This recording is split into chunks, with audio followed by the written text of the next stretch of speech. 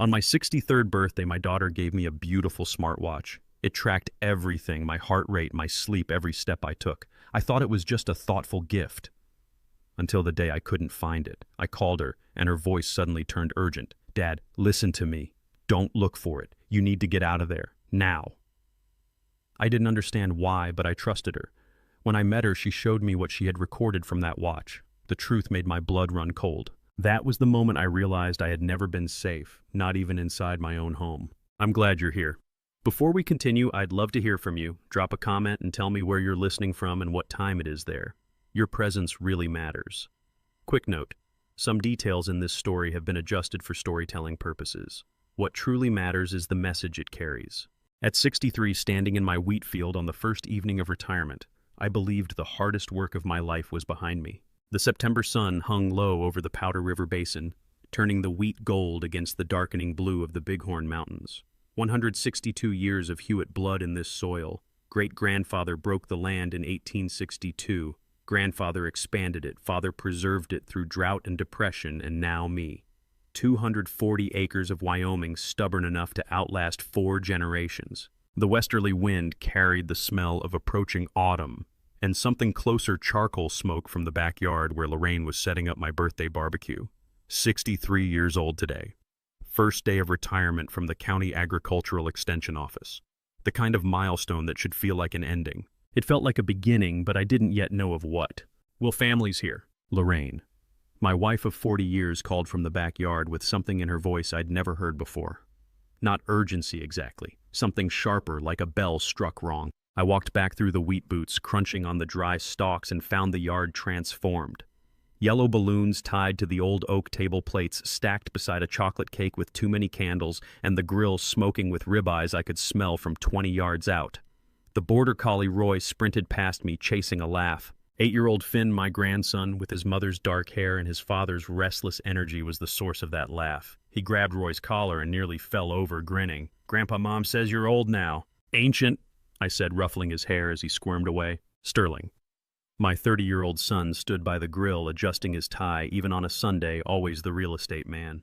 He'd driven down from Casper for this, left his Coldwell Banker office on a weekend, which meant Lorraine had insisted. "Happy birthday, Dad," he said, shaking my hand instead of hugging. Professional even here. Paloma, my daughter-in-law of 5 years, 29, and always quiet at family gatherings, stood near the cake table with her hands folded. "We brought Wyoming cider," she said softly, gesturing to the bottles sweating in the ice bucket. "The kind you like." "Appreciate it." I meant it. Paloma was thoughtful in ways Sterling never noticed. Then the screen door banged, and Alara walked out carrying a small wrapped box, and the whole yard seemed to sharpen into focus. My youngest daughter, Ilara, 28, and sharp as they come, had driven back from Casper with a gift I didn't yet know would save my life. "Happy birthday, old man," she said, kissing my cheek and pressing the box into my hands. "Open it now." Inside was a smartwatch, sleek black face, and leather band, the kind that cost serious money. I knew because I'd looked at them in the Casper Best Buy last month and walked away at the price tag. "Ilara, this is $1,800 and worth every penny," she interrupted. "Dad, this'll keep you safe. You can track your heart rate steps, even has fall detection. You're retired now, you'll be working this farm alone more. Humor me." I strapped it on. The screen lit up, showing my pulse 72 beats per minute. Steady, calm, unaware. "Don't trust gadgets that measure feelings instead of human intuition, William." Lorraine's voice cut through the moment. She was smiling, holding a platter of grilled corn, but her eyes weren't smiling. They were fixed on the watch on my wrist with something I couldn't name. Not anger, not fear, calculation maybe. The table went quiet for half a heartbeat, then Sterling laughed it off. "Mom's still got her flip phone, Dad. Don't expect her to appreciate tech." But I'd heard that tone. 40 years of marriage, and I'd never heard that tone before. I should have paid attention to that moment, the way her smile didn't reach her eyes when she looked at that watch. We ate ribeye and corn and cake while Finn told stories about second grade and Roy begged under the table. Sterling talked about a commercial property deal closing in Casper. Ilara asked about the wheat yield this year, actually interested, actually listening. Paloma was quiet, picking at her plate. Lorraine laughed at the right moments and refilled drinks and said all the correct things, but twice I caught her glancing at my wrist where the smartwatch sat, counting my heartbeats. By 9 o'clock, the family had left Sterling and Paloma back to their house in town, Ilara to her apartment in Casper, Finn waving from the back seat until the taillights disappeared down the gravel road. Lorraine and I cleaned up the backyard in the comfortable silence of 4 decades together, except it didn't feel comfortable tonight. It felt like waiting. "You should wear it to bed," she said, stacking plates. "Alara spent a fortune." "I will. She's always worrying about her old man." Lorraine didn't answer. I sat on the pine porch alone with a small glass of whiskey while the Wyoming stars came out cold and bright above the bighorns. Retirement jitters, I told myself. Nerves about too much time and not enough purpose. Normal. But how do you know when a 40-year marriage has turned into a trap? I went to bed at 11:30. The house dark and quiet. Lorraine already asleep on her side of the big pine bed we'd bought in 1986. I kept the smartwatch on because Alara had asked me to, because she'd spent $1,800 she probably couldn't afford because she was my daughter and she worried. At 11:47 p.m. the watch vibrated against my wrist. I lifted my arm in the darkness. The screen glowed blue-white, showing a text message from a number with no caller ID, no area code, nothing but 10 digits I didn't recognize. 2 words, "Be careful." I stared at the message. Be careful. Be careful of what? Lorraine's breathing beside me was steady, deep, undisturbed. I could wake her, show her, ask if she'd gotten a strange message too. But something stopped me. Some instinct I didn't yet understand said don't. I deleted the message. Spam, I thought. Had to be spam. Nobody had this number yet except Alara, and she'd set the watch up herself this afternoon. I put my arm down and closed my eyes and told myself it meant nothing. That was my first mistake.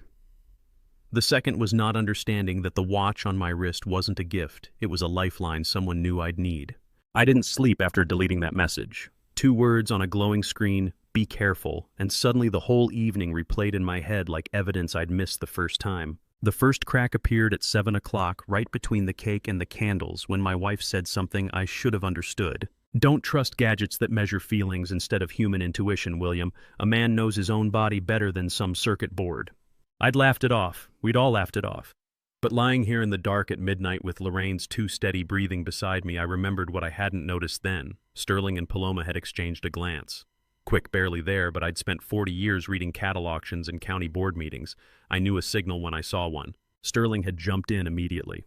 "Mom's got a point. All this tech tracking is a bit much." Alara's smile had frozen for half a second. I'd thought it was sibling rivalry Sterling always had to contradict her. But now, sleepless and replaying every word, I wondered if my daughter had caught something I'd missed. The smartwatch sat heavy on my wrist, its silent sensors tracking my heart rate in the darkness. 78 beats per minute. Elevated. The thing knew I was awake, even if Lorraine was pretending not to.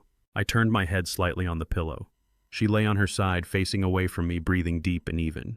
Too perfect. The kind of breathing you perform when you're trying to convince someone you're asleep. "Lorraine," I whispered. Nothing. The breathing continued metronomic. I closed my eyes and went back further through the evening.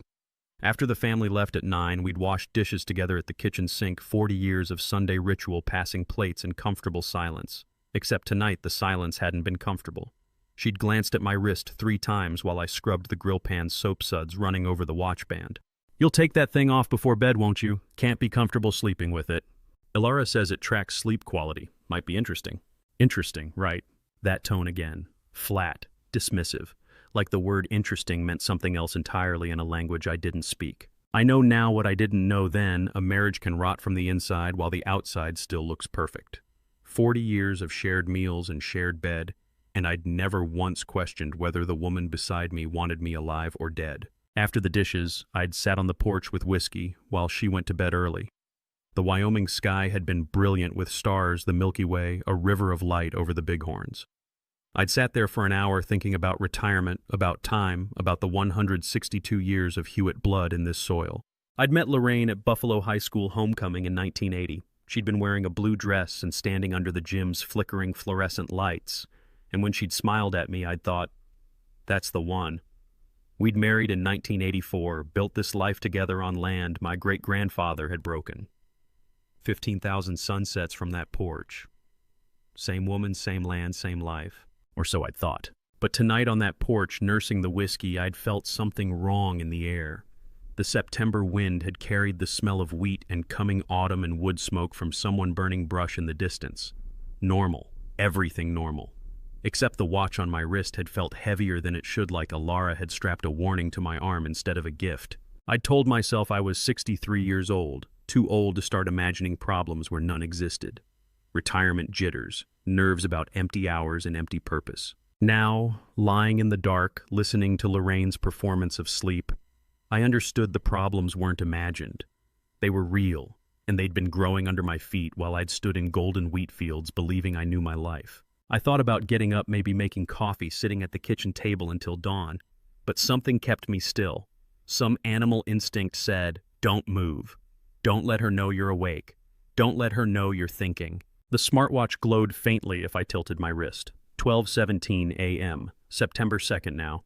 My first day of retirement had lasted exactly 24 hours, and somewhere in those hours the foundation had cracked. How long had she been pretending to sleep beside me, counting down minutes until something I couldn't see? I listened to the house. Old farmhouse sounds, pine beams, settling wind in the eaves, the distant hum of the refrigerator downstairs. Safe sounds. Familiar sounds. Except tonight they felt like a shell around something hollow. My Sunday clothes hung over the chair by the window. Dark shapes in darker room. When I'd changed for bed, I'd noticed my pocket felt lighter, like something had been removed. I couldn't remember what I'd carried. Wallet was on the dresser where I always left it.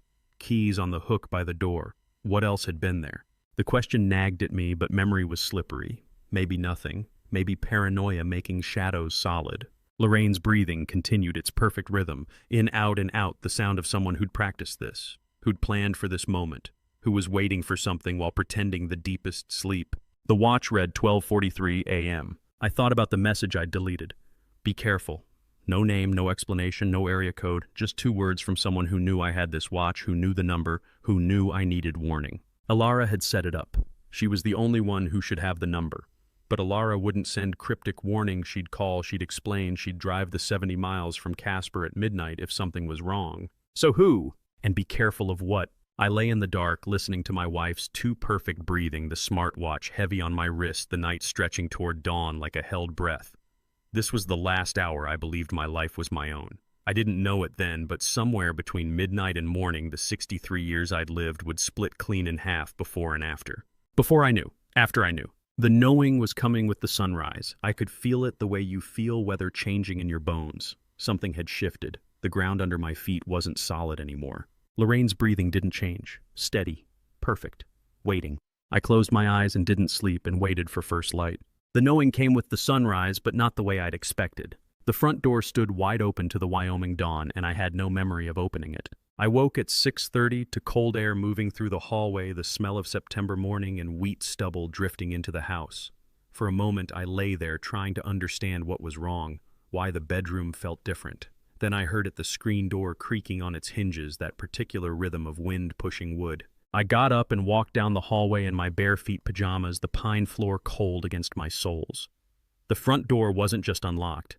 It was standing open, maybe 2 feet, early light spilling across the threshold, the screen door swinging gently. I locked that door. I locked it every night for 40 years. I walked through the house, checking windows, the back door, looking for signs of break-in or disturbance. Nothing. The living room looked exactly as we'd left it.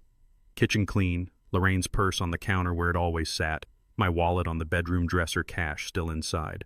I stood in the hallway, staring at that open door, trying to remember. Last night, after midnight, I'd lain awake, listening to Lorraine's controlled breathing, the smartwatch heavy on my wrist, waiting for dawn.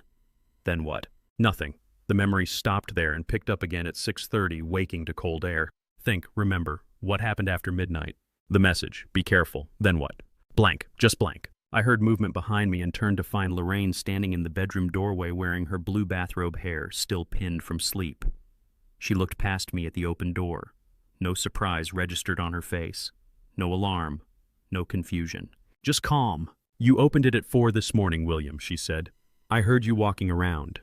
The words hit me like cold water. I don't remember that. I don't remember getting up at all. You were probably still half asleep. She moved past me to close the door, her hand steady on the knob. It happens at our age. I told you to go back to bed and you did. I was awake until past midnight, I said. After that, I don't. You got up at 4. Her voice stayed gentle, patient, like she was explaining something simple to someone slow. I heard you in the hallway. You said you needed air. You opened the door and stood there for a few minutes, then I got you back to bed. I wanted to argue. Wanted to say, no, that didn't happen. I would remember that. But doubt was already creeping in at the edges. Could I have gotten up in some half-dream state? Could I have walked to the door and forgotten? Memory is a strange country. You don't know it's been invaded until you find footprints where none should be. I don't remember any of that, I said quietly. Lorraine touched my arm. The first weeks of retirement can be disorienting. Your body doesn't know what to do with itself yet. Come on, I'll make breakfast. She walked to the kitchen like nothing was wrong, like finding your front door standing open at dawn was perfectly normal, and I followed because I didn't know what else to do. By 7, we were sitting at the oak kitchen table with coffee and bacon and scrambled eggs. The smell of it should have been comforting. Sunday breakfast ritual extended to Monday normal life continuing. But nothing felt normal. I ate mechanically while Lorraine talked about the weather forecast, asked what I planned to do with my day. Check the fence line, I said. Maybe ride out to the north pasture. That sounds nice. Getting back to the land. She smiled at me over her coffee cup. I looked down at my wrist. The smartwatch showed sleep data from last night: asleep, 11:47 p.m., awake, 6:15 a.m. 7 hours, 28 minutes, uninterrupted. No gaps, no 4 a.m. wake-up. The watch says I never woke up, I said, turning my wrist toward her. She glanced at it. Those things aren't perfect, William. They can't tell the difference between lying still and sleeping. You probably just lay there quiet when you got back in bed. The watch says I never woke up, but she says I did. One of us is wrong. I forced down the rest of breakfast while my mind turned in circles. Had I gotten up? Had I stood at that door at 4 in the morning with no memory of it? Was I losing time, losing myself? The coffee tasted like metal, the bacon like cardboard. Everything tasted like fear. At 8 o'clock, I went back to the front door in full daylight. Something was pulling me there, some instinct that said, look closer. I knelt down and examined the brass deadbolt in the bright morning sun. There, on the cylinder. A fresh, semicircular scratch, curved and deliberate, the kind of mark that comes from a bump key being worked into the mechanism. I'd learned about bump key tools in 1992 working a cattle theft case with the county sheriff's specialized lockpicks that left that exact curved signature on brass. Someone had picked this lock from the outside. Lorraine, I called, come look at this. She appeared in the hallway, dish towel in her hands. This is a bump key mark, I said, pointing to the scratch. Someone picked this lock from outside. She leaned down, squinted at it. Or you scratched it fumbling drunk at 4 in the morning. I wasn't drunk. I had one whiskey at 10 o'clock. You were half asleep walking around in the dark. You probably rattled your keys trying to lock it back up. She straightened, turned toward the kitchen. I need to finish the dishes. I know what a bump key scratch looks like, and I know I wasn't drunk. But she walked away like the conversation was finished, like the evidence I was holding didn't matter, like my memory and my experience and my 40 years of knowing how to read a crime scene were nothing compared to her calm certainty. For the first time in 63 years, I was afraid of my own mind. I ran my finger over that semicircular scratch, feeling the fresh brass exposed beneath the old finish. Someone had been in my house while I slept. Someone professional. Someone who knew how to work a bump key and leave almost no trace. And my wife of 40 years was telling me I'd done it myself while drunk. The question wasn't whether I was losing my mind. The question was whether someone wanted me to think I was. 3 days after the bump key scratch, I stopped trusting my memory and started trusting evidence. The dishes were already washed, drying in the rack beside the sink, and I had no memory of breakfast. September 5th, 8:30 in the morning. I'd woken at 6, walked down intending to make eggs. That memory was clear. But now I stared at clean plates in the rack, the faint smell of bacon grease hanging in the air, my mind grasping at nothing. The bacon smell is real. The dishes are wet, still warm. The cast iron skillet sits in the rack with water droplets on black metal. And on the oak kitchen table lay our Wusthof meat cleaver. I walked over slowly. Picked it up. 8-inch German blade, walnut handle, worn smooth from decades. We kept it in the drawer by the stove. I had no memory of taking it out or using it. You finished eating 10 minutes ago, don't you remember? I turned. Lorraine stood in the doorway wearing her yellow cardigan, coffee mug in hand, watching me with those calm eyes. I came down to make breakfast. That's the last thing I remember. You made bacon and eggs, you ate, you washed the dishes. Patient, gentle. You forgot honey. The phrase landed strange. You forgot. Not you don't remember, not are you feeling okay, just you forgot, stated like fact. Footsteps on the porch, then Sterling walked in without knocking. My son lived 70 miles away in Casper. He didn't just drop by at 8:30 on a Thursday morning. Morning, Dad. He poured coffee like he'd been expected. Mom said you wanted to talk about the north pasture fence. I hadn't mentioned any fence. I don't think I did. Sterling and Lorraine exchanged a glance. Quick, practiced. Dad, you called me at 7 this morning. You forgot. The same phrase, the same gentle tone. That's twice this week. I looked between them, both watching me with identical expressions of concern that didn't reach their eyes. The same phrase, the exact same tone. They practice this. There's a specific terror in watching two people you love speak the same lie in perfect harmony. It's not anger you feel, it's vertigo. The ground tilting under your feet while everyone else stands steady and tells you the floor is level. "I'm fine," I said, putting the cleaver down, just adjusting to retirement. "Sure, Dad." Sterling's hand touched my shoulder. "But maybe we should think about getting you checked out. Memory issues at your age." I said I'm fine. The words came out harder than I meant. Sterling stepped back. Lorraine's expression didn't change. They left me alone with the clean dishes and the cleaver and the smell of bacon I couldn't remember cooking. That was September 5th. September 8th. I woke at 3 in the morning with my mouth dry and my head foggy like swimming up from deep water. Lorraine slept beside me or pretended to her breathing steady as a metronome. I'd been checking the smartwatch obsessively, every morning, every night reviewing the data like it might tell me what my brain couldn't. Sleep stages, heart rate, step count. The numbers were becoming my evidence. I pulled up the heart rate history. There, at exactly 3:14 a.m., a spike from 60 beats per minute to 112. Sharp vertical jump, then gradual decline over 20 minutes. And according to the device, I'd been in deep sleep the entire time. 112 during deep sleep. Your heart doesn't do that unless something makes it. I'd worked this farm 43 years. I knew my body like I knew the land. Resting heart rate between 58 and 62. But jumping to 112 while sleeping. That's not a nightmare. The watch would show REM sleep for dreams. This was deep sleep when your body should be calmest. Something happened at 3:14, something to my body. What makes a man's heart race to 112 while he sleeps if not poison or fear? I reached under my pillow carefully and pulled out the small spiral notebook I'd bought at the hardware store. 5 by 7 inches, the kind ranchers use for cattle counts.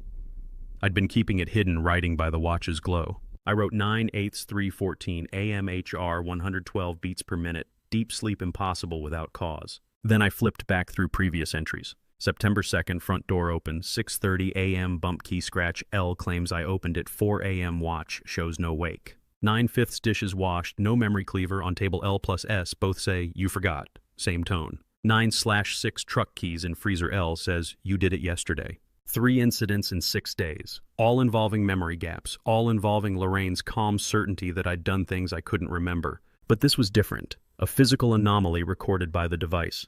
Something that happened to my body while I slept, something that couldn't be explained away by forgetfulness or age. If I'm losing my mind, there'd be no pattern. Chaos doesn't have rhythm.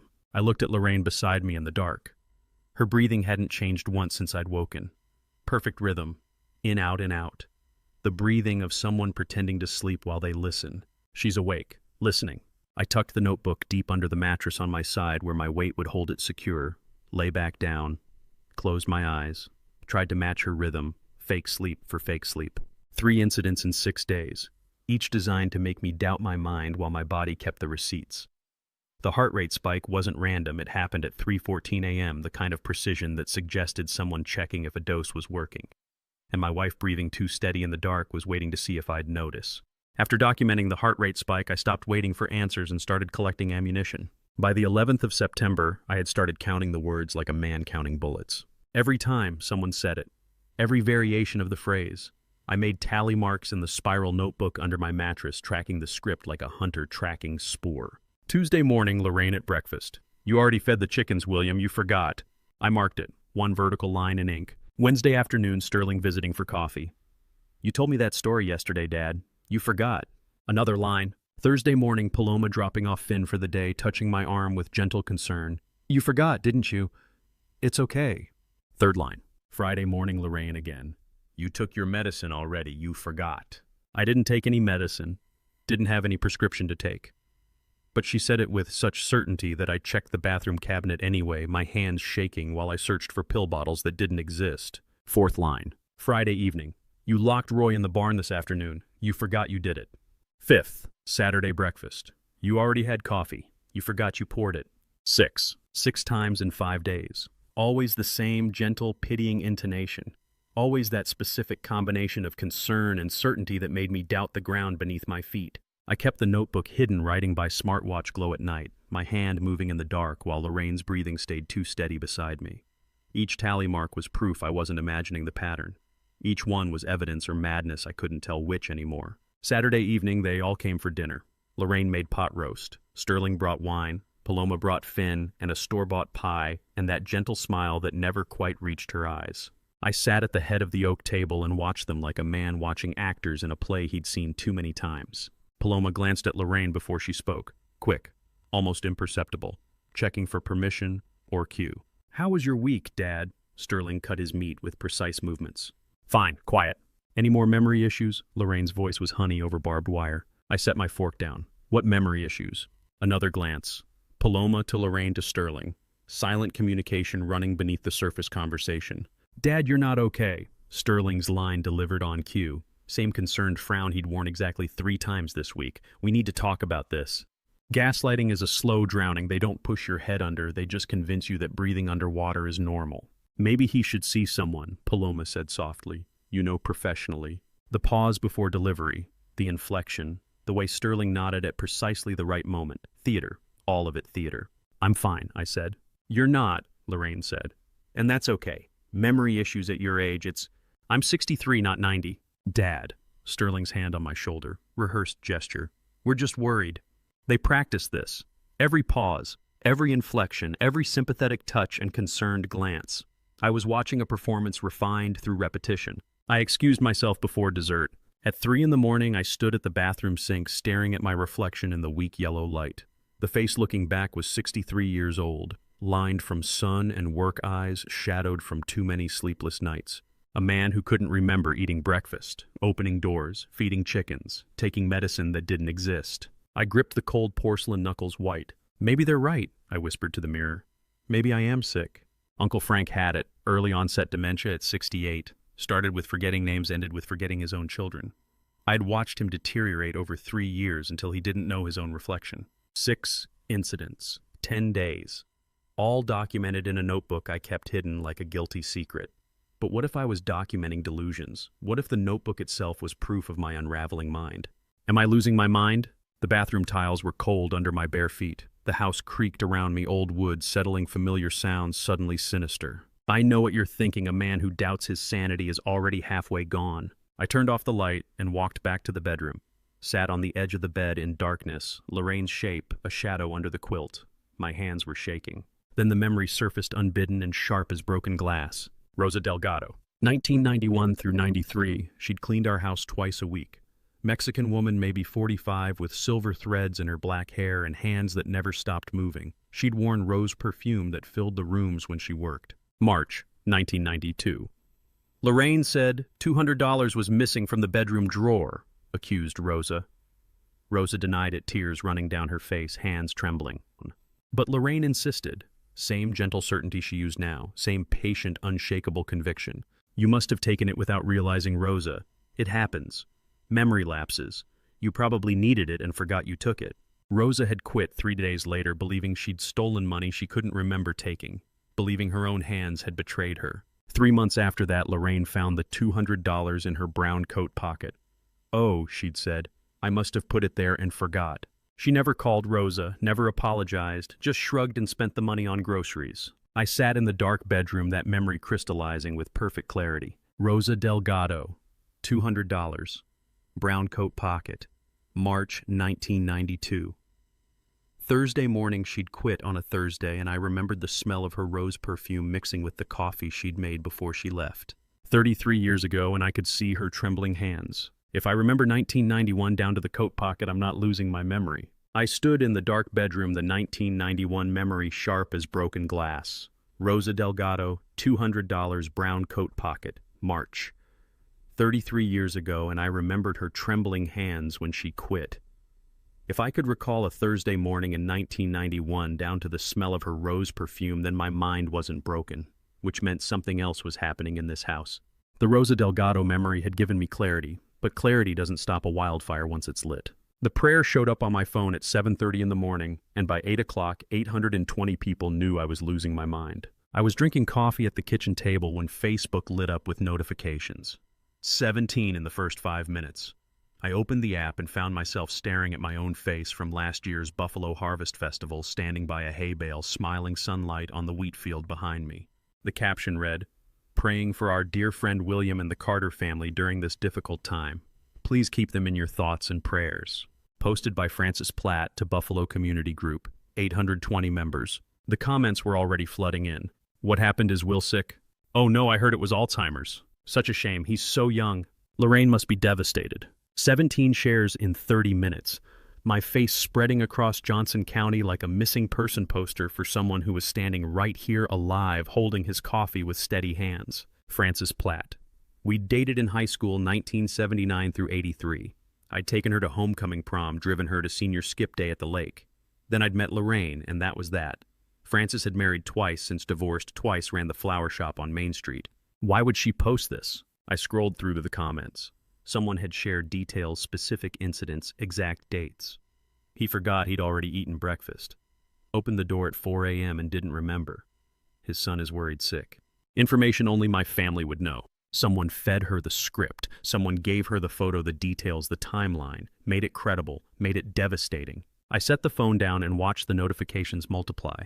At 10 o'clock, I drove into Buffalo for feed store supplies. Needed 50-pound bags of chicken scratch fence staples diesel for the tractor.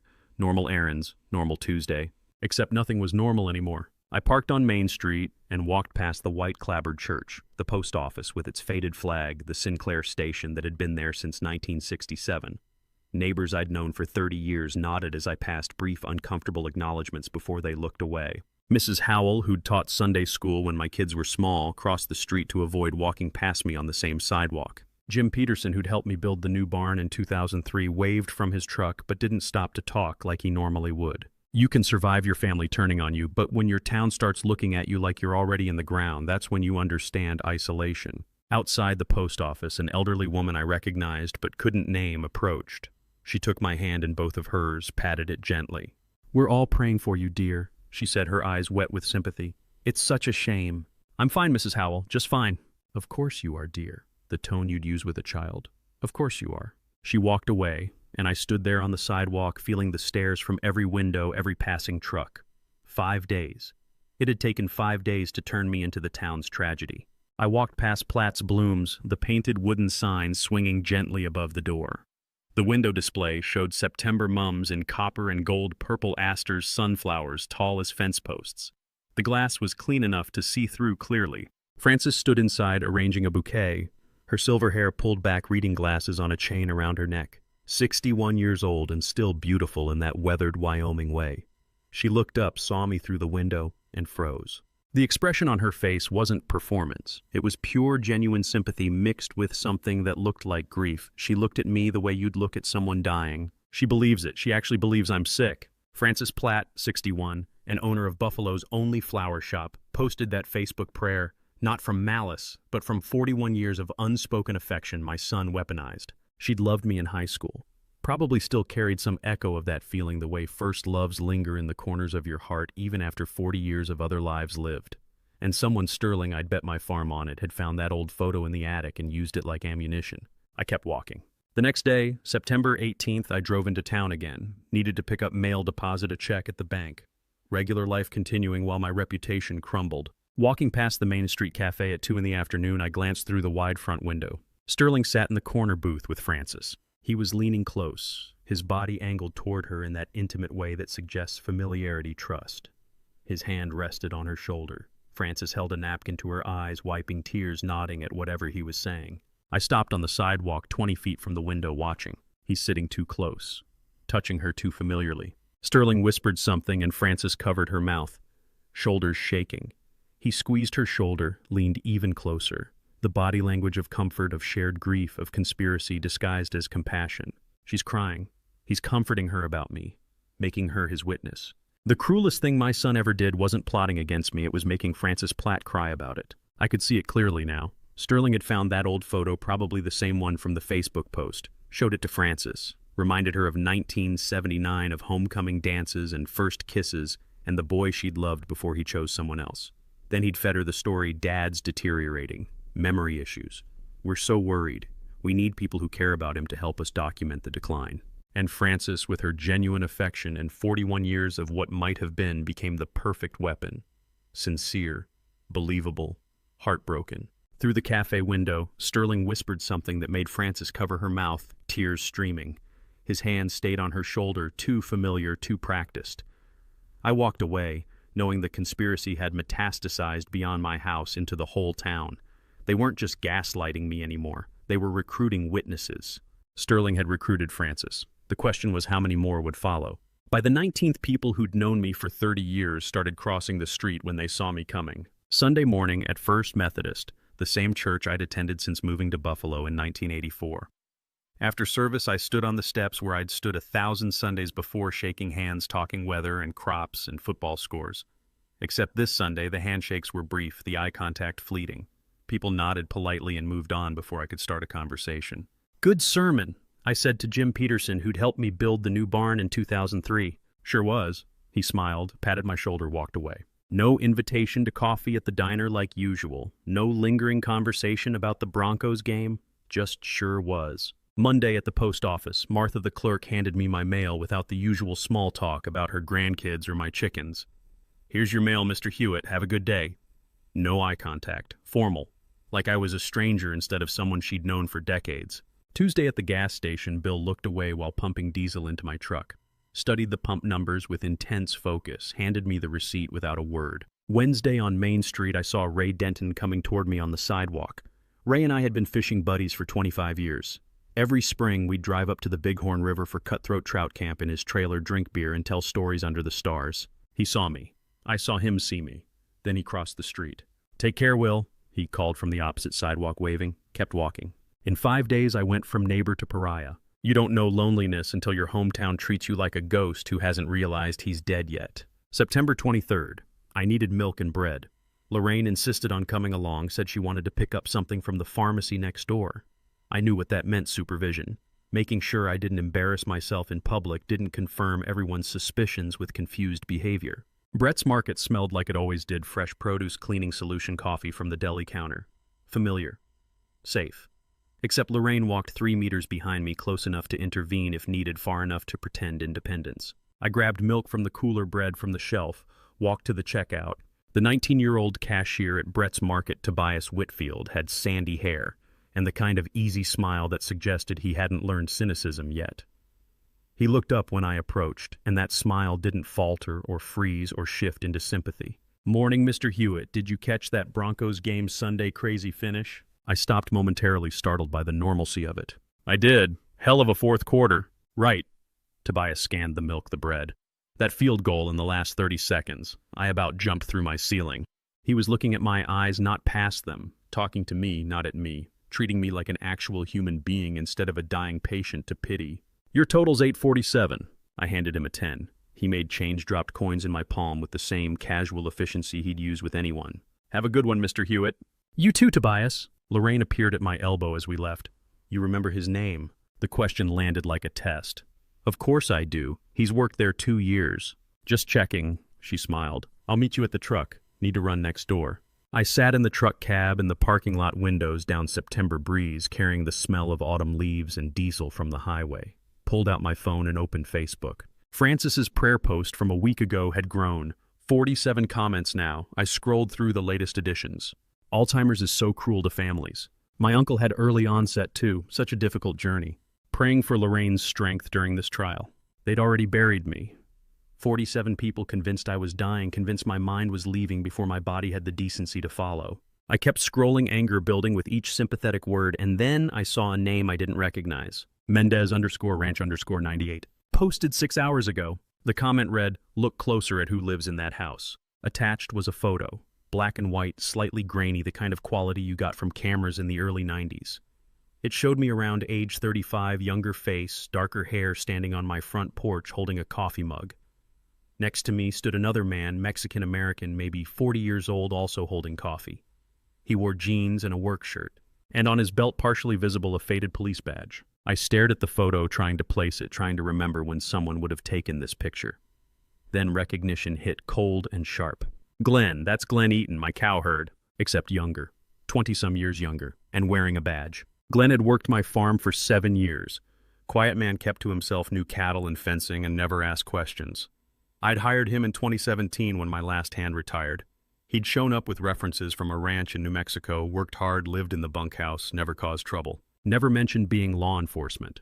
Why would a farm cow herd hide a police badge for 7 years unless he was hiding for a reason? I zoomed in on the photo. The badge was partially obscured but visible enough. Glenn's face was younger but unmistakable, same quiet eyes, same weathered features. Look closer at who lives in that house. Someone knows. Someone knows Glenn's real identity and is trying to tell me something. I clicked on the Mendez_Ranch_98 profile, created September 2024. No posts, no friends, no information. A ghost account made specifically to leave this comment. Lorraine's reflection appeared in the truck's side mirror walking across the parking lot from the pharmacy with a small paper bag. I took a screenshot of the photo and comment, then deleted the comment thread from my view. By the time Lorraine opened the passenger door, my phone was in my pocket, and my face was neutral.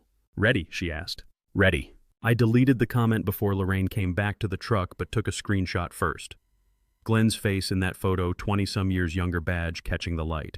He'd worked my land for 7 years without mentioning law enforcement. Mendez_Ranch_98 knew who he really was, which meant somebody was watching my house and watching out for me. Help was coming, but I was running out of time to meet it. The water bottle came with a message I wasn't supposed to see, and my wife, standing 3 meters away, never noticed the handoff. September 24th, 11 in the morning. I needed eggs and coffee. Lorraine insisted on accompanying me to Brett's Market, said she wanted to pick up magazines. She positioned herself by the rack near the entrance with a clear sightline to the checkout. Tobias Whitfield stood at register 3, same easy smile as yesterday. I grabbed what I needed and approached. "Morning, Mr. Hewitt." He scanned the eggs, the coffee. "Morning." His hand moved and the receipt fell to the floor. "Whoops, sorry about that." He bent down to retrieve it. I started to bend to reflexive courtesy, and his other hand pressed something into mine below the counter line. Cold plastic, the shape of a water bottle. Our eyes met for half a second.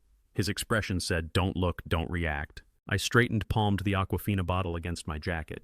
"Your total's $12.38. I handed him 15. He made change. The whole exchange took maybe 30 seconds. Lorraine looked up from a Home and Garden magazine, saw me collecting bags, went back to reading. He timed that drop perfectly. This was planned. In the truck, I waited until Lorraine went into the pharmacy next door, then examined the bottle. Small white sticker on the back, the kind you'd print from a home label maker. Tiny text in black. "Help is coming, call your daughter now, MW." I peeled the sticker off, tucked it in my wallet, hid the bottle under the seat. MW, someone with resources, someone coordinating, someone who knew Tobias, knew me, knew Alara. Call your daughter now. Not tomorrow, not when safe, now. That night after dinner, the room tilted. I'd been experiencing dizziness for days, slight mental fog after breakfast, mild vertigo after lunch. But September 24th's dinner hit different. I stood from the oak table and the floor moved sideways. I gripped the table edge, knuckles white. "Are you all right?" Lorraine's voice came from somewhere far away. "Just tired. Long day." The metallic taste lingered in my mouth.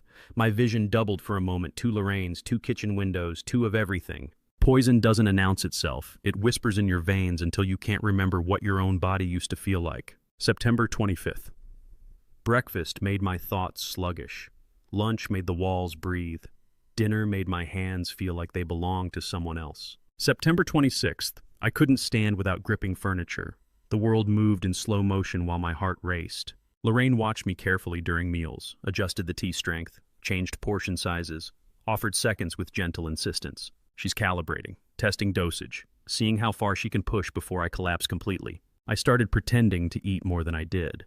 Pushed food around my plate, poured tea into the pothos plant when she turned away. The plant was already dying, brown edges creeping across green leaves. September 27th, 2:30 in the morning, I woke from a nightmare that felt too real to be dreaming. In the dream, my legs didn't belong to me. I'd been walking across the farmhouse kitchen, and suddenly my legs were moving independently. I watched them walk, tried to control them, couldn't. They just kept going while I floated above, trapped in my own skull, puppeting a body that no longer answered to me. I woke in cold sweat sheets damp against my skin, heart hammering. The smartwatch glowed 98 beats per minute. Not sleep, terror. My legs, I couldn't feel them in the dream, couldn't control them. I wiggled my toes under the quilt. They moved, still mine, still responding to commands from my brain. But the disconnect had felt so real, so immediate, like my consciousness was separating from my flesh. This isn't normal aging, this is chemical. Lorraine's breathing beside me stayed perfectly steady. In, out, same rhythm as always, too steady, too perfect. She's awake. She's always awake when these things happen. You never appreciate consciousness until someone starts dissolving it chemically meal by meal. I lay there until 4:30, then gave up on sleep, dressed quietly in the dark, slipped downstairs and out to the barn before Lorraine could wake and ask questions. The barn smelled like hay and diesel and old wood. Dawn crept through gaps in the board's gray light turning gold. I went to the back corner where we kept 50-pound bags of Purina feed stacked against the wall. Retrieved the water bottle from where I'd hidden it, wedged between two bags. Reread the message in the growing light. Help is coming, call your daughter now, MW. MW, not random initials. Someone with authority, resources, someone who knew the whole picture. Call Alara now. Not a suggestion, a deadline. But calling her meant risk. Lorraine monitored my phone, stood close during conversations. If I called Alara and Lorraine overheard, if she suspected I was onto them, what would she do? Accelerate the timeline, increase the dosage until I couldn't think straight enough to resist? Or wait and risk losing cognitive function entirely? Risk waking up one morning unable to tell my own body from someone else's? Risk the dissociative dreams becoming permanent? I felt myself slipping away, not memory exactly, but connection. The link between thought and action, between self and flesh. The drugs weren't just making me forget. They were dissolving the boundary between me and not me. I'm slipping away from myself, I whispered to the empty barn. A rooster crowed from the henhouse. Normal sound, normal morning. Except nothing was normal.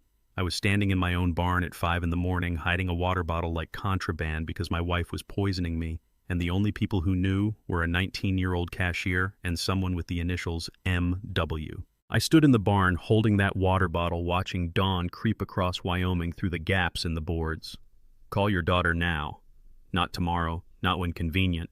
Now. The dissociative dreams were getting worse. Soon I wouldn't be able to tell my own legs from someone else's. Soon I wouldn't be able to fight back at all. I came back from the barn that morning planning to call Alara. Instead, I found my ammunition destroyed. The coffee had soaked through every page, turning 4 weeks of careful documentation into brown smudged nothing. September 28th, 7:15 in the morning. I walked into the kitchen, still damp from the shower, and saw the small spiral notebook on the counter, the one I'd kept under my pillow. It sat in a spreading pool of dark coffee pages, warped and swollen ink bleeding into illegible smears. Lorraine stood by the sink, drying her hands with a dish towel. "Oh, William, I'm so sorry," she said, turning toward me with an expression of distress. "I bumped the coffee pot and it spilled right on your notebook." I picked it up. The coffee had penetrated deep, not just surface moisture, but saturated through the binding. Every page stuck to the next. The entries I'd written by Smartwatch glow the dates and heart rates and tally marks, all rendered completely illegible by brown stain spreading through paper fibers. "When did this happen?" "Just now, while you were in the shower. I tried to blot it, but the ink just ran everywhere." She gestured to wadded paper towels in the trash, genuinely stained with coffee and ink. Evidence of attempted rescue. "I feel terrible. What were you writing in there? Maybe I can help you remember." The question landed too carefully, too interested. "Just fence repair dates, chicken feed schedules, nothing important." "Are you sure you seem to write in it every night before bed?" She's watched me, knows my routine, waited for the right moment. "Farm maintenance stuff. I'll remember what I need to." "I really am sorry." Her voice stayed steady, pitch-controlled. Eye contact sustained just the right amount of time. Body language performing guilt without experiencing it. I dropped the ruined notebook in the trash. Accidents happen. "I'll make fresh coffee. Sit down, I'll get you breakfast." I sat at the oak table and watched her move through the kitchen, pouring coffee from a second pot that was somehow already prepared, cracking eggs into the skillet, all the practiced domesticity of 40 years. Her apology felt rehearsed, the concern in her voice too measured. She found the notebook, read every page, then staged the spill to destroy evidence while I was in the shower. There's a special kind of clarity that comes when you catch someone destroying evidence. You know you're not paranoid, you're just outnumbered. I ate breakfast, drank the coffee she'd poured, just 3 sips to be safe, dumped the rest in the sink when she went to get the mail, complimented the eggs, acted like nothing had changed. At 9:30, Lorraine announced she needed to run errands in Buffalo. "Do you need anything while I'm out?" "No, I'm fine. Might work on the fence line." "Don't overdo it in this heat." I watched her truck disappear down the gravel road, waited 5 minutes to be sure, then walked directly to the barn. The smell hit me, first hay and diesel and old leather, familiar as breathing. I went to the back corner where we kept 50-pound bags of Purina animal feed stacked against the wall behind the tractor. Green bags with red lettering. I'd bought 12 last month. I opened the third bag from the bottom, reached deep into the pellets. My hand found plastic, I pulled out a freezer bag wrapped tight, the kind you'd use for meat in the deep freeze. Inside was a second spiral notebook. I unwrapped it carefully, the plastic crackling in the quiet barn. Opened to the first page. September 2nd, front door opened 6:30 a.m. bump key. Scratch on deadbolt L claims I opened at 4 a.m. Watch shows no wake. All of it. Every entry intact. The missing breakfast with the cleaver. The heart rate spike to 112 beats per minute at 3:14 a.m. The tally marks for you forgot 6 times between September 11th and 15th. The Rosa Delgado memory on the 16th proving my mind was sharp. The Mendez_Ranch_98 photo on the 23rd. 4 weeks of evidence she didn't know existed. 4 weeks of my handwriting proving I wasn't crazy, that notebook was worth more than the land they were trying to steal. I'd started the second notebook on September 8th, the night of the heart rate anomaly. Something had told me keep 2 copies. Hide one where they'll never look. Let them find the obvious one under the pillow. She destroyed the decoy. Never knew about this one. I sat on a hay bale in the barn reading through every page slowly. The pattern was undeniable. Not random memory loss, not aging confusion. Systematic gaslighting backed by chemical intervention. Door incidents. Food tampering. Coordinated scripts. Public reputation destruction. Physical deterioration. All documented in my own hand, dated and specific. MW's message echoed in my head, "Call your daughter now." I pulled out my phone, stared at Alara's contact information. Her photo smiled up at me, taken at last year's Harvest Festival, same photo Francis had used in that Facebook prayer. The window was narrowing. Lorraine was escalating the drugs. I could feel it in my body, the dizziness getting worse, the dissociative symptoms creeping in. She was destroying evidence. Sterling was recruiting the town as witnesses to my decline. If I waited another week, I might lose the cognitive ability to explain this coherently. Might wake up one morning unable to remember why I'd been fighting at all. 4 weeks of proof in my hands, heart rates that didn't lie, patterns that couldn't be explained away. Time to fight back, I whispered to the empty barn. I stood in the barn holding that backup notebook, 4 weeks of evidence she didn't know existed. She'd destroyed the decoy thinking she'd erased my proof, but I'd been 3 steps ahead since September 8th. The phone in my hand felt heavier than it should. Time to call Alara. Time to stop documenting and start fighting. I had the evidence and the determination. What I didn't have yet was confirmation that anyone else was fighting with me. The code appeared under my porch chair in white chalk, and I hadn't seen that number sequence in 29 years. September 30th, 3 o'clock in the afternoon. A white Ford pickup rolled up the gravel drive and parked by the cottonwood. Stanley Riddle, my 70-year-old neighbor and retired inspector from Cheyenne, climbed out with the slow deliberation of a man whose knees had logged too many years. "Afternoon, Will," he called, walking toward the porch. "Mind if I sit a spell?" "Course not. Good to see you, Stanley." He settled into one of the white pine chairs with a grunt. Getting too old for farm work, knees remind me every morning. We talked weather, talked wheat yields. I told him 42 bushels per acre, not bad for a dry September. Talked about the Broncos' chances this season. Normal neighbor conversation, the kind we'd had 100 times over the years since he'd moved to the property 2 miles east. Except Lorraine appeared in the doorway 5 minutes into the visit, arms crossed, watching. "Can I get you gentlemen some iced tea?" she asked. "No thank you, ma'am," Stanley said. "Just stop by to check on Will here. Make sure retirement's treating him well." "It's an adjustment," Lorraine said, "for both of us." She stayed in the doorway the entire 30 minutes, listening, monitoring, making sure nothing passed between us that shouldn't. Stanley talked about the old days, the cattle theft case we'd worked together in 1995 when he was still with the state police and I'd been coordinating with county on herd tracking. He laughed about teaching me radio codes that summer. "You remember any of those 10 codes I drilled into you?" he asked. "Some, most of them faded over time. Shame. Useful language." He stood at 3:30, joints creaking. "Well, I better head home before Martha wonders where I got to. Good seeing you, Will." "You too, Stanley." His truck disappeared down the gravel road, dust rising in the afternoon sun. Lorraine went back inside. I sat on the porch another 5 minutes, then stood to go in myself. Autumn dust had settled on everything, chairs, railing, floorboards. I wiped the chair Stanley had used out of habit, same as I'd wipe any furniture left outside too long. Underneath the chair on the painted wood of the porch floor, someone had written in small, precise letters with white chalk, 10 to 86. I stared at those numbers. 1086, officer needs assistance, situation serious. Stanley had taught me that code in 1995. We'd used it during the cattle theft investigation when coordinating between agencies. The shorthand for "this is real. This is urgent, help is needed now." A police code written in chalk under a porch chair is the quietest scream for help you'll ever see. Stanley knows. He's been watching the house, monitoring the situation, confirming what I already suspected: I'm in documented legal and personal danger. I erased the code with my shoe, grinding the chalk into nothing. Looked around. No one watching, no cameras I could see, just Wyoming afternoon and distant wheat and the knowledge that the network was bigger than I'd realized. How many of them are there, Tobias at the market? MW with the water bottle message. Mendez Ranch 98 with Glenn's photo.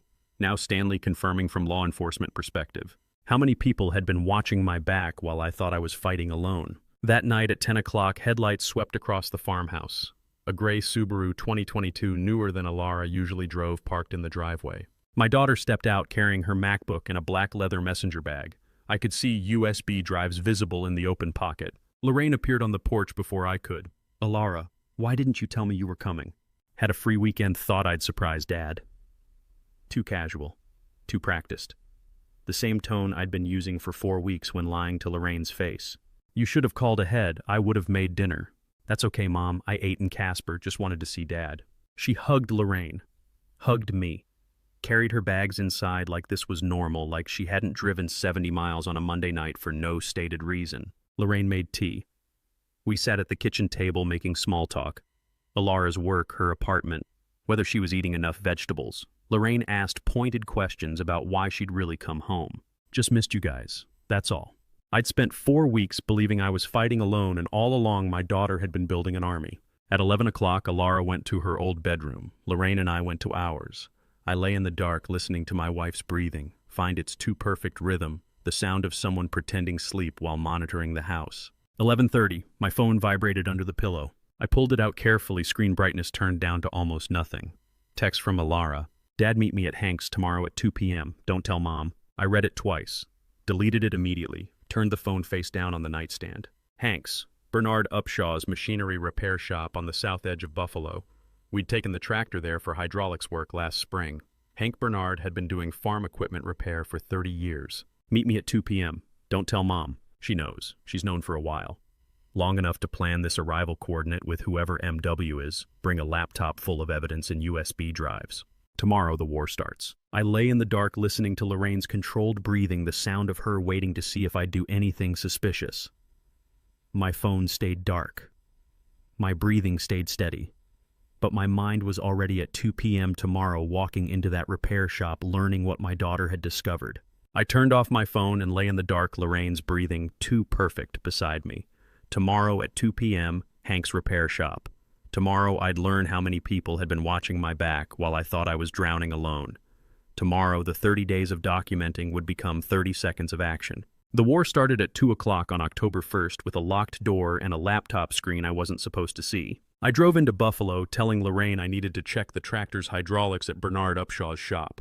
She'd watched me leave from the kitchen window, arms crossed, calculating whether the excuse was real. Bernard's place sat on the south edge of town, a metal building with peeling paint and a gravel lot full of disassembled combines and tractors in various states of repair. The sign above the bay door read, Upshaw Farm Equipment, in faded red letters. I parked and walked to the front entrance. Bernard stood in the doorway, a 58-year-old man built like fence wire grease under his fingernails and silver in his close-cropped hair. He'd run this shop for 30 years with the methodical precision of someone who'd spent another 30 in military intelligence before retiring to Wyoming. Will, he said, come on in. I stepped inside. He closed the door behind me and turned the deadbolt. No explanation, no pleasantries, just the solid click of a lock engaging. This way. He led me through the shop floor, past tool benches and engine hoists, through a door marked Office in the back corner. Alara sat at a metal desk with her MacBook open, the screen casting blue light on her face. She looked up when we entered. Hi, Dad. Alara, what's... Sit down, Bernard said, pulling a folding chair from against the wall. You're going to want to sit for this. I sat. The office smelled like oil and old coffee and something metallic I couldn't place. A single window looked out onto the gravel lot, dusty afternoon light slanting through. Alara turned the laptop toward me. I need to show you something. The screen displayed a graph, blue lines rising and falling in regular patterns. Timestamps running down the left side, signal strength measurements across the bottom. This is data from your smartwatch, she said. Specifically the wireless signal log. Every time the device tries to connect to Wi-Fi or sync data, it creates a record. I stared at the graph. The patterns were clear, consistent interference at the same times every day. See these gaps? She pointed to flat sections where the blue line dropped to nothing. Those are jamming events. Someone's using a signal blocker to prevent your watch from transmitting data. When 3 to 4 a.m. every morning and 11 a.m. to noon every day. She scrolled through weeks of logs. The timing is precise, clinical. 3 to 4 a.m. when Lorraine was in the kitchen making my morning coffee before I woke. 11 to noon when she insisted I come in from the fields for lunch, when she stood close while I ate, when the dizziness always hit worst. She's blocking the watch during poisoning windows, I said quietly. Alara nodded. Preventing it from recording your heart rate, spikes your movement patterns, anything that would document what she's doing to you. The landline on Bernard's desk rang suddenly loud and jarring in the small office. He glanced at it, let it ring 3 times, then go to voicemail. Farm equipment supplier asking about a parts order, probably. He didn't move to answer. None of us spoke until the ringing stopped. There's more, Bernard said when silence returned. The watch itself. He pulled a printout from a folder on the desk, set it in front of me. Serial numbers, purchase records, shipping manifests. I traced the device serial number through supplier databases, he said. Called in some favors from my old life. That watch didn't come from a retail store. What do you mean? It was ordered through a government procurement account, specifically a Garmin contract account used by Wyoming law enforcement agencies. He tapped the manifest. Ordered August 15th, shipped to a sheriff's office address in Buffalo. Delivered August 20th. I looked at Alara. She met my eyes steadily. I didn't buy that watch, Dad. I handed it to you at your birthday party, but I didn't purchase it. Sheriff Brent Travers did. The name hit like cold water. Sheriff Travers. Johnson County Law Enforcement. The man who'd worked cattle theft cases with Stanley Riddle, who knew every rancher in a 100-mile radius, who had access to evidence chains and legal authority and resources I couldn't imagine. He's been protecting you, Alara said. Monitoring you. The watch was planted as a surveillance device for your benefit, not Lorraine's. Someone in law enforcement has known about this conspiracy for weeks, maybe months. They've been collecting evidence while she thought she was operating in the dark. Someone with a badge has been watching, documenting, building a case. MW, the water bottle message. Help is coming, call your daughter now, MW. Not Mendez Ranch, not a code, initials. Melissa Warner, Marcus Webb, Michael Winters. I looked at Bernard. Who's MW? He shook his head. Above my clearance. I'm just the tech guy who traces serial numbers and reads signal logs. But whoever they are, they've been coordinating this operation since before your birthday. Outside, a diesel engine rumbled into the gravel lot. All 3 of us froze, listening. The engine idled for a moment, heavy, loud, close to the building. Then it shifted into gear and pulled away, the sound fading down Main Street toward the highway. Bernard exhaled. Alara's shoulders relaxed. We don't have much time, she said. Lorraine will expect you back within the hour. There's more, I asked. There's always more. She closed the signal interference graphs and opened a different folder. Audio files recorded from inside your farmhouse over the past 3 weeks. How? Better you don't know the details. Plausible deniability, but I have them. 2 in particular you need to hear. She looked at Bernard. Some silent communication passed between them. Alara closed the laptop and pulled a thumb drive from her jacket pocket. Small, black, innocent looking. 2 recordings, she said quietly. 1 from your kitchen at night. 1 from your living room. She held the drive between her fingers like evidence at trial. Dad, these recordings, they're going to change everything. You ready to hear your wife's real voice? I nodded. Ready or not, I needed to hear what my wife sounded like when she thought no one was listening. Alara plugged the thumb drive into Bernard's laptop, and the first audio file opened with a hiss of static. Then voices. Clear. Unmistakable. My kitchen at 3:42 in the morning, according to the timestamp in the corner of the audio player. 2 milligrams at breakfast maintains the confusion without triggering hospital-level symptoms. Lorraine's voice. Not the gentle tone she used with me, clinical. Detached, like discussing livestock dosage. And Evening Sterling, my son, my 30-year-old son who'd stood at my birthday party and smiled while handing me cake. 1.5 in the whiskey. Any more and he might stop drinking it altogether. We need compliance, not resistance. The Apex Pharma rep said we could push to 3 milligrams total if needed. Not yet. By Thanksgiving, he won't remember signing anything. Clean and legal. The cognitive impairment will be documented by then. Francis's prayer post started that beautifully. I sat frozen in the folding chair, hands gripping the metal armrests. That's her, I whispered. That's actually her voice. No performance, no gentleness, just cold calculation about dosage and timelines and legal documentation of my deteriorating mind. By Thanksgiving. November 28th, 7 weeks away. They'd planned to have me sign away the farm while chemically impaired by late November, make it look voluntary, make it look like the confused actions of a man losing his faculties. Elara let the recording play for another minute, Sterling asking about side effects, Lorraine assuring him the protocol was safe enough, neither of them expressing concern about what they were doing to me. Just logistics, just business. She stopped the file. "There's more," she said quietly. The second recording opened. Different timestamp, September 28th, 8:37 p.m., my living room. Lorraine's voice again, but this time on the phone. Speaker mode maybe because the male voice on the other end came through clearly. Deep, southern accent, warm and familiar in a way that made my skin crawl. "The notary appointment is set for November 3rd, darlin'." That drawl. Texas or maybe Louisiana. "Everything's in place." "Good. He's getting worse every day. The confusion is accelerating." "You sure he'll be compliant by then?" "Absolutely. Sterling's been documenting every incident. The town thinks he has early onset Alzheimer's. By November 3rd, he'll sign anything I put in front of him." The male voice chuckled. Not cruel exactly, just satisfied. "That blue couch by the fireplace, real homey setup you got there. Wouldn't mind sitting on it myself when this is done." My breath stopped. Blue couch, by the fireplace, our living room. He'd been inside my house. He knew the layout. He'd stood in my living room and looked at my furniture and planned this with my wife. "He'll be compliant by then," Lorraine said. "The protocol is working faster than Sterling projected. Sometimes I almost feel bad watching him struggle." "Almost," the man laughed. "Almost." Elara stopped the recording. "I need 48 hours to clean the voice signature and identify him," she said. "But he's been inside your house, recently, and he's coordinating the notary appointment." Bernard's hand had moved toward the pause button halfway through the second recording, but I'd shaken my head. I had to hear all of it. Every word, every casual laugh, every piece of evidence that my wife and son were poisoning me while planning to steal everything my family had built for 162 years. Third conspirator, male, southern accent, comfortable enough with Lorraine to call her darlin' and joke about my furniture. "I need to go," I said, standing. "She'll notice if I'm gone too long." "Dad, I'm fine. I need to go home." Bernard unlocked the door. I walked to my truck on legs that felt disconnected from my body, drove back to the farm as darkness fell across Wyoming. Lorraine was in bed when I got home at 9. I stood in the kitchen doorway and stared at the coffee maker. Imagined her at 3:42 in the morning measuring 2 milligrams of something into the grounds clinical and precise.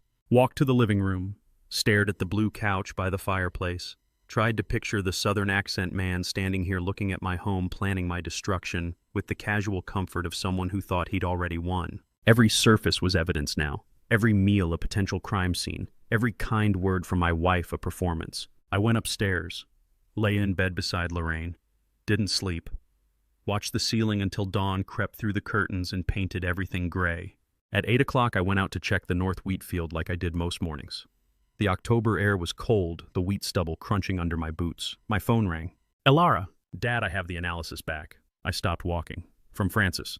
She collected residue samples from your coffee mug 3 days ago while visiting. Sent them to a lab in Cheyenne, I trust.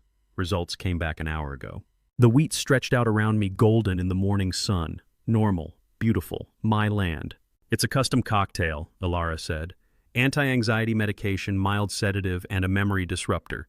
Apex Pharma only manufactures it for institutional clients, hospitals, psychiatric facilities, prisons. Not available to the general public."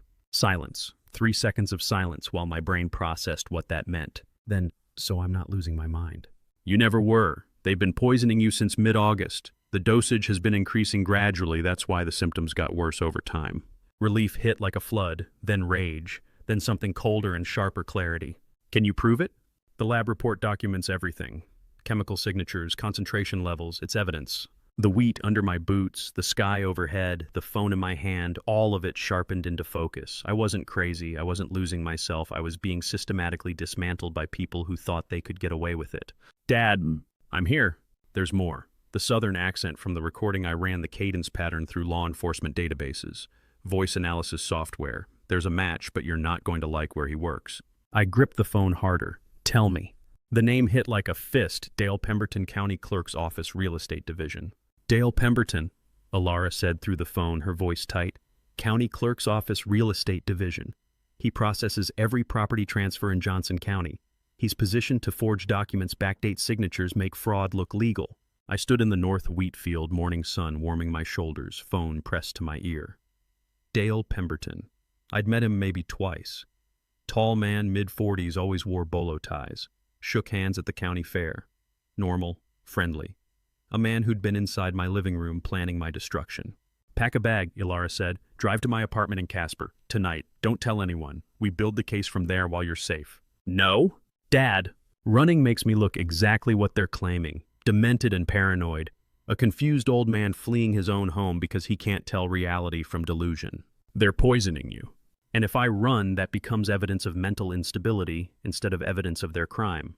I disappear, they claim I wandered off confused file for conservatorship in absentia and take the farm legally while I'm hiding in Casper. Silence on the line. Then, "You're staying in the kill zone on purpose." "I'm staying in my house. On my land. Until we bury them." The wheat stretched around me, golden and mine. I go home. I act confused. I let them think the drugs are working. And when they make their move November 3rd, we have witnesses and recordings. Ironclad evidence requires I stay in the trap. Ilara was quiet for a long moment. When she spoke again, her voice had changed. Harder. Colder. My voice. "Okay," she said. "Then we do this right. Bernard's shop, 11 tonight. Don't tell Lorraine where you're going." The line went dead. At 11 o'clock that night, I told Lorraine I needed to check on a tractor part Bernard was holding for me. Drove into Buffalo under stars so bright they looked like broken glass. Bernard's shop was dark except for a single light in the back office. I knocked. He opened the door, locked it behind me, led me through the quiet building. The office was different than this afternoon. 3 people waited around the metal work table. Ilara stood by the window. Beside her, a man in his early 50s wearing jeans and a work shirt, no uniform, no badge, but I recognized him anyway. Sheriff Brent Travers, 51, had run Johnson County law enforcement for 12 years, with the quiet competence of a man who owed debts and paid them in full. And sitting at the table, a woman in her 60s with silver hair and a leather briefcase. Velma Whitfield, 64, was Tobias's aunt and the most feared estate litigation attorney in Wyoming, with silver hair and a briefcase full of prosecutorial precision. I looked at the 3 faces around Bernard's work table and realized I'd been guarded all along. "Will," Sheriff Travers said, extending his hand. "Been a long time since we talked face to face." We shook. His grip was firm, deliberate. "The Smartwatch was my insurance policy," he said without preamble. "Every morning for 6 weeks, I've watched your biometrics spike when you drink that coffee, logged every anomaly, built a timeline." Velma opened her briefcase and pulled out a folder. Toxicology report from hair sample analysis. 3-drug cocktail anti-anxiety medication sedative memory disruptor. The drug cocktail is prosecutable as attempted chemical incapacitation under Wyoming Statute 6-2-401. She slid the report across the table. I didn't read it, just stared at the official letterhead. The lab stamps the chemical formulas that proved what my body had been telling me for weeks. "We let them execute the notary appointment," Ilara said. "Film everything. Then arrest them mid-signature with you as protected witness, not victim." "How long?" I asked. "How long have you known?" Velma and Ilara exchanged a glance. "Before I tell you how long they'd been protecting me without my knowledge," comment. A, if you think 18 months of secret protection is impressive, or B, if you'd be angry they didn't tell you sooner. Add why in 5 to 10 words. Please note some details ahead are recreated for narrative impact, though the core truth remains. "Your niece contacted me July 14th, 2023, Velma said quietly. "We've had standby protective measures in place for 18 months. The words didn't process immediately. July 2023, 18 months ago. Before my birthday, before the smartwatch, before I knew anything was wrong. Lorraine made 3 calls to Apex Pharma in August this year," Sheriff Travers added. "Corporate sales line asking about custom formulations for institutional clients. I had the DEA flag the account that day. Started monitoring.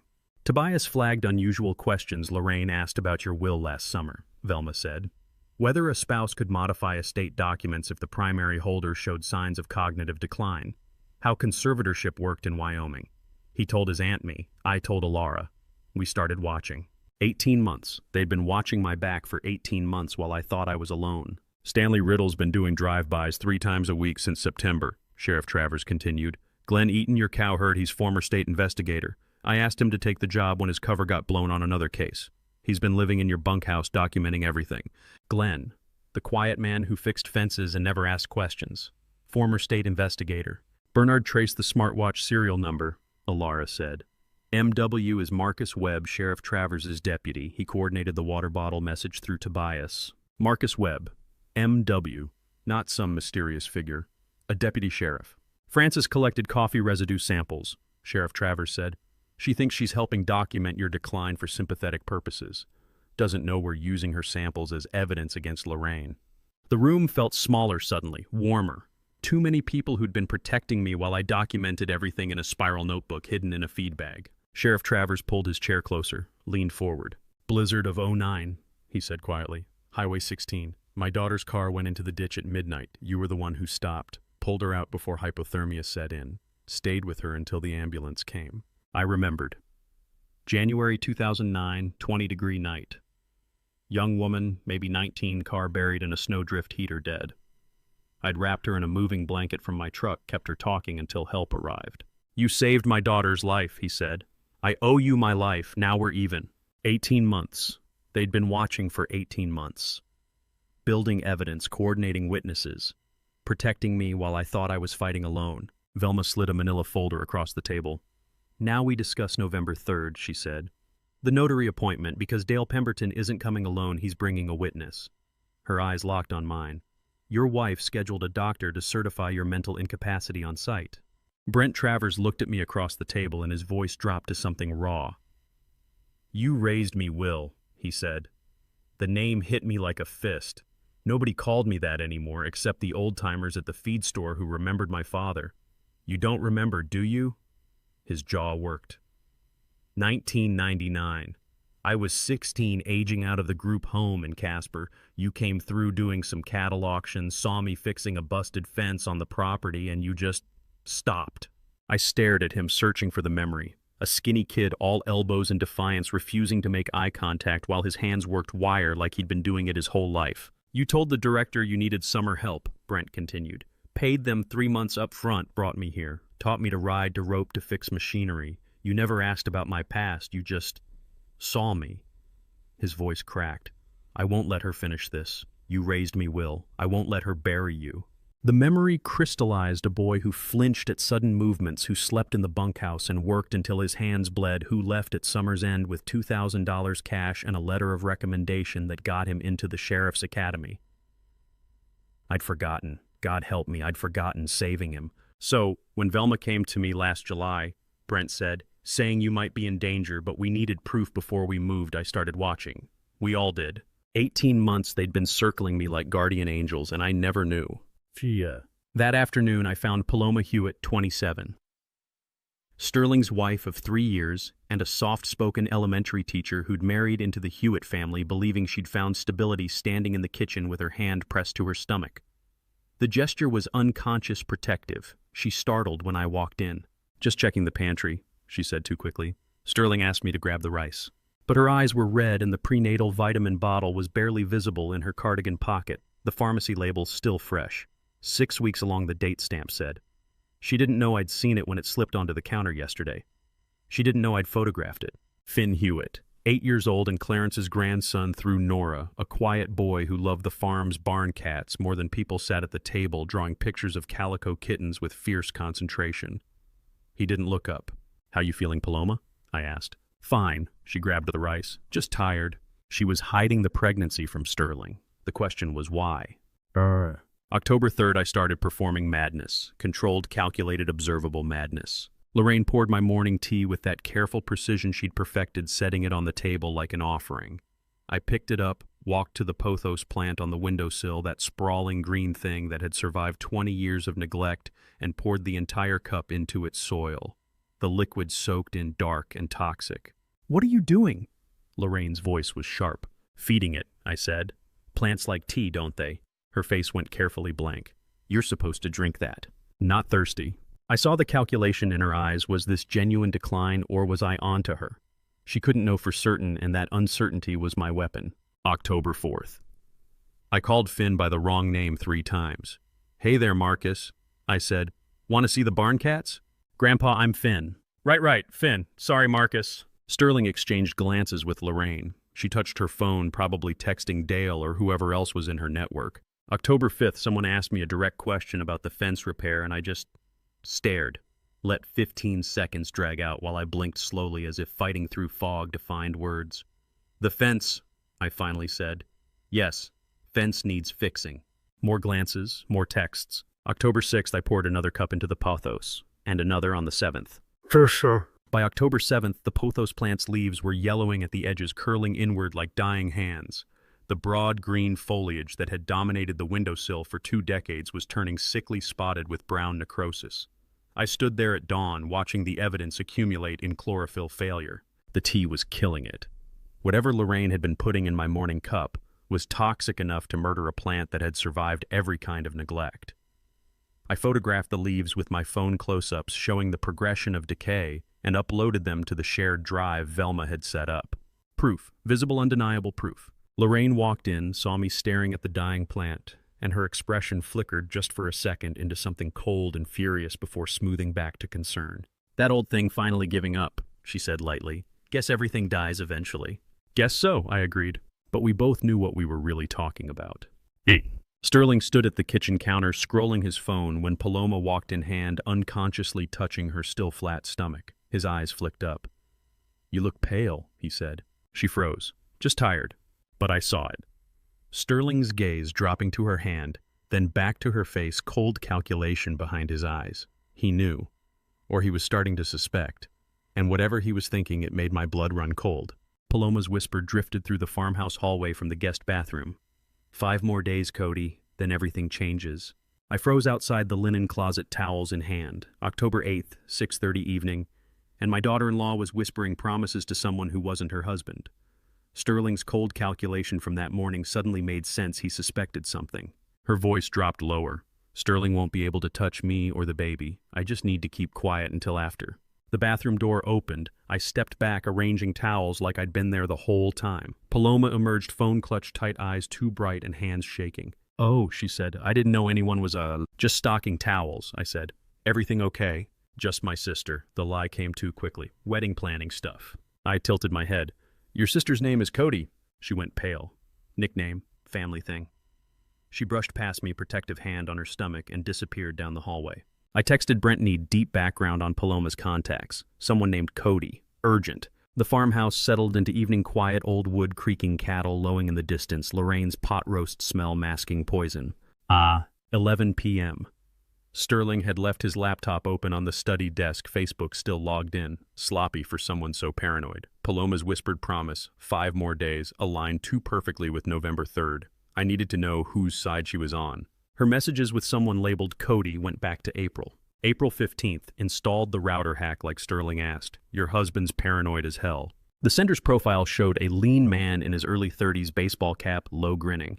Remy Cody Finch, 32, was a freelance IT contractor who'd installed security systems and signal jamming equipment for half the county's paranoid rich, including Sterling Hewitt last spring. May 23rd, can't stop thinking about you. June 10th.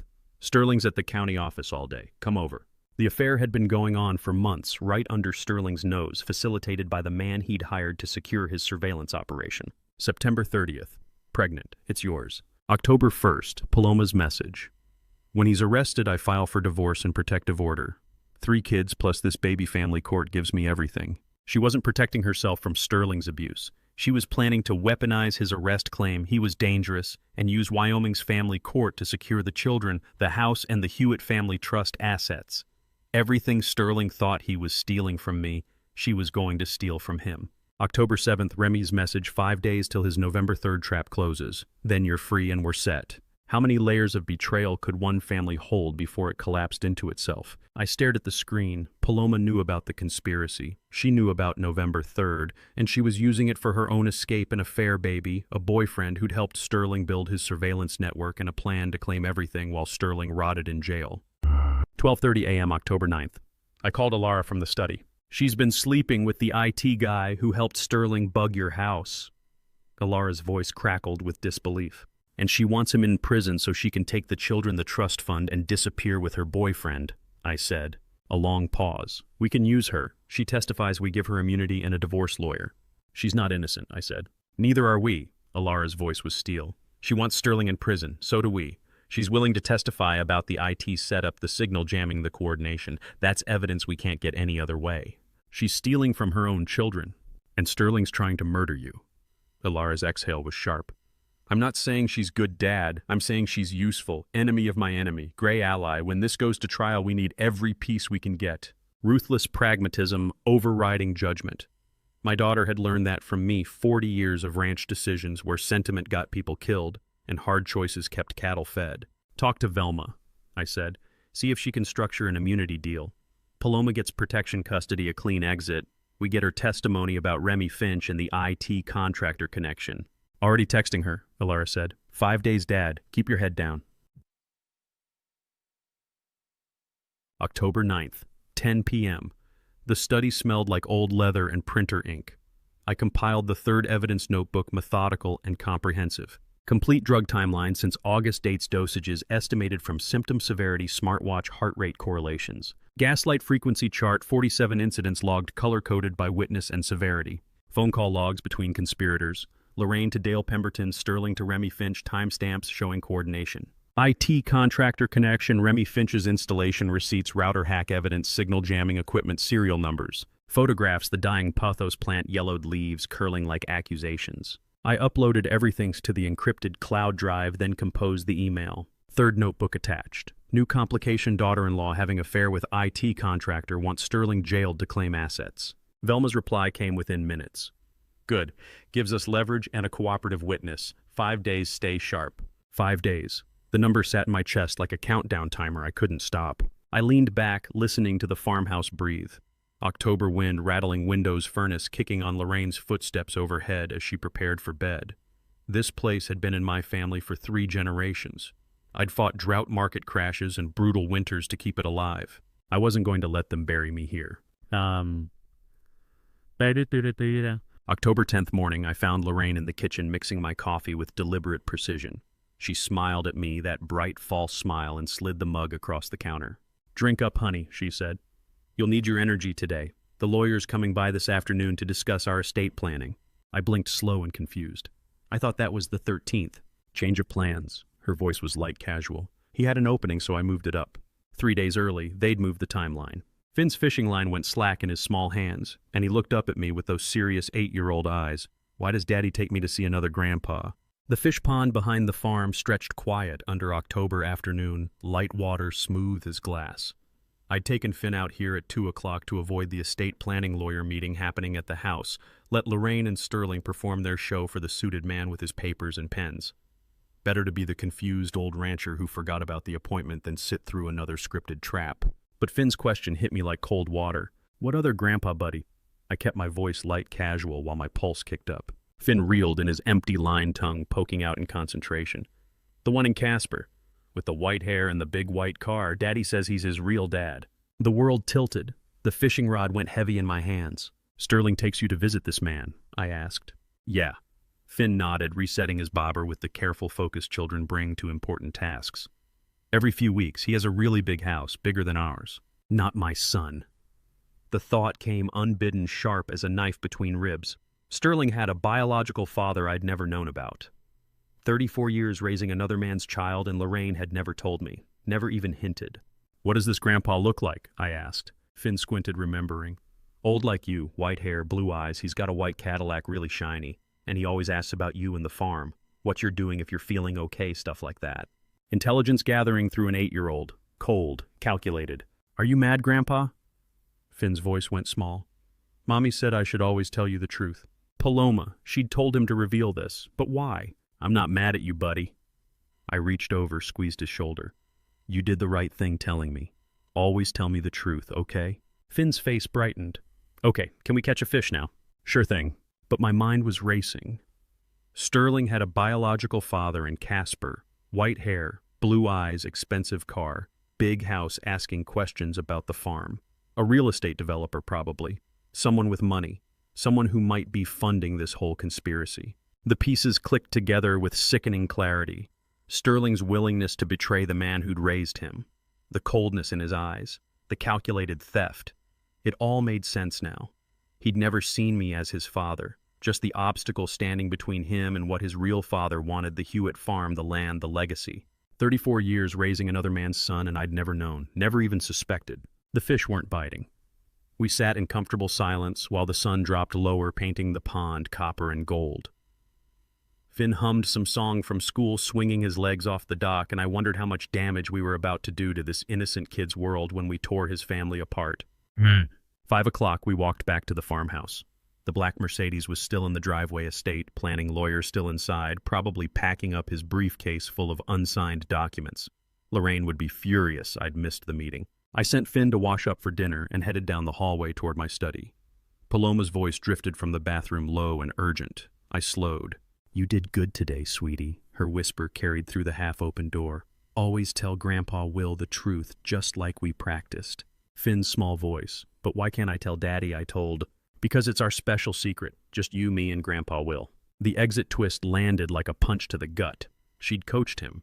Deliberately planted the revelation about Sterling's biological father, using the fishing trip as her stage and an 8-year-old boy as her messenger. Gray ally feeding me evidence while maintaining her innocent wife cover. I stood frozen in the hallway, hand on the study door, listening to water run in the bathroom sink and Paloma's gentle murmurs about washing behind your ears. She was ruthless, strategic, playing both sides with surgical precision. And I was going to let her because we needed the evidence. 5:30, my phone buzzed. Text from Velma. Received 3 photos from P via T. Positive ID on Sterling's biofather. Marcus Gaines, 68, Casper real estate developer. $8 million net worth. Running background now. I pulled up the attached images. First photo, a man with white hair and cold blue eyes standing beside a white Cadillac, face clear and focused. Second photo, the Cadillac's license plate, Wyoming tags number sharp. Third photo, a large house in North Casper address visible on the mailbox. Paloma had documented everything. She'd probably taken these photos weeks ago, waiting for the right moment to deploy them. I texted back, "She used the kid to tell me first. Coached him at the pond." Velma's reply came fast. Ruthless, but useful. Gaines might be funding the conspiracy. Checking financial ties to Dale Pemberton and Lorraine now. Marcus Gaines, Sterling's biological father. $8 million net worth real estate empire, asking questions about my farm through an 8-year-old grandson. The conspiracy suddenly had a face, a name, a financial backer with the resources to fund forgery, bribery, and murder. I sat at my desk studying Marcus Gaines's face on my phone screen. He looked like Sterling, same cold calculation in the eyes, same thin-lipped smile that never reached the warmth. Blood calling to blood across 34 years of lies. The hallway floorboards creaked. Voices from the kitchen, Lorraine's bright fake cheer. Sterling's low rumble, a stranger's professional tone. The lawyer was still here. I stood, pocketed my phone, and moved to the window. The estate planning lawyer's black Mercedes was still parked in the driveway. Through the kitchen window, I saw Lorraine Sterling and a man in a suit gathered around the table, papers spread, pen in Sterling's hand pointing at signature lines. They'd started without me. The trap was closing 3 days early. She'd used a child, her own stepson, and I was going to let her because we needed the evidence. Alara laid 4 sealed bags on Bernard's work table, hair, cotton swab hair, again coffee cup with lipstick stain. I'd walked past that estate planning meeting the night before without entering. Let them think I'd forgotten. Let them believe the cognitive decline was real. October 11th, 8 a.m. and I stood in Bernard's shop back room while my daughter arranged evidence like a prosecutor building a case. "I've had these since before Finn told you about the Casper grandfather," Alara said. Her voice was steady, clinical. I needed scientific proof. The first bag, dark hair streaked with gray. "Yours, from the barbershop trash, October 7th. The second bag, cotton swab with faint staining. Sterling's, from the farmhouse bathroom, October 8th. I broke in through the mudroom while everyone was at dinner. The third bag, brown hair, younger. Mine. The fourth bag, white paper cup rim, marked with coral lipstick. Coffee cup, Irving Sherwood Casper. I followed him from his real estate office October 7th, waited outside the coffee shop, retrieved this from the trash after he left. And I said, "You followed Sterling's biological father." My voice sounded distant even to my own ears. Got his DNA from a coffee cup. Expedited 23andMe submission. Alara pulled up her phone, showed me the confirmation email. 72 hours, then we know exactly who you're fighting and who's actually yours. The shop smelled like motor oil and old wood, familiar and grounding. Outside Buffalo's main street was quiet Friday morning, most folks at work or heading to the feed store. Bernard had given us his back room without questions, just a nod and a locked door. 3 days, I said. Alara met my eyes. 3 days to find out if the son who's trying to kill you was ever yours at all. October 11th through 13th blurred into a performance of cognitive decline while my mind counted hours. I poured tea into the dying pothos plant, its leaves now brown and curled evidence of accumulated poison. Responded slowly when Lorraine asked about the missed estate planning meeting, letting confusion cloud my face. Stared blankly during dinner conversations while Sterling and Lorraine exchanged meaningful glances. Every hour wondering about those DNA results. Ilara's texts marked time like a countdown. 48 hours. Stay sharp, tomorrow results come to Bernard's shop address. Then 24 hours. Then October 13th night, 6 hours. Tomorrow changes everything. I lay in bed, listening to Lorraine's breathing beside me. This woman who'd shared my life for 40 years, and thought, tomorrow I find out if the son who's trying to kill me was ever mine at all. The waiting was a slow bleed every hour, draining certainty until only questions remained. October 14th, 3 p.m. Bernard's shop, back room again. Ilara's laptop open on the work table 23 and me, results loaded. Her hands shook as she clicked through the interface. Okay, she said quietly. First comparison. Sterling Hewitt versus you. The screen populated with data, genetic markers, percentage matches, relationship probability. The number at the top hit me like a fist. 0% biological relation, Ilara read. Her voice was flat professional, but I heard the tremor underneath. No paternal match, not your son. 34 years, birthday parties and cattle drives and teaching him to ride. Sitting beside his hospital bed when he broke his arm at 12. Walking him through college applications. All of it built on a lie Lorraine had maintained every single day. And the Casper man, I asked. Ilara clicked to the second comparison. Sterling Hewitt versus Irving Sherwood. 99.97% paternal match confirmed. She looked up. Sterling's real father.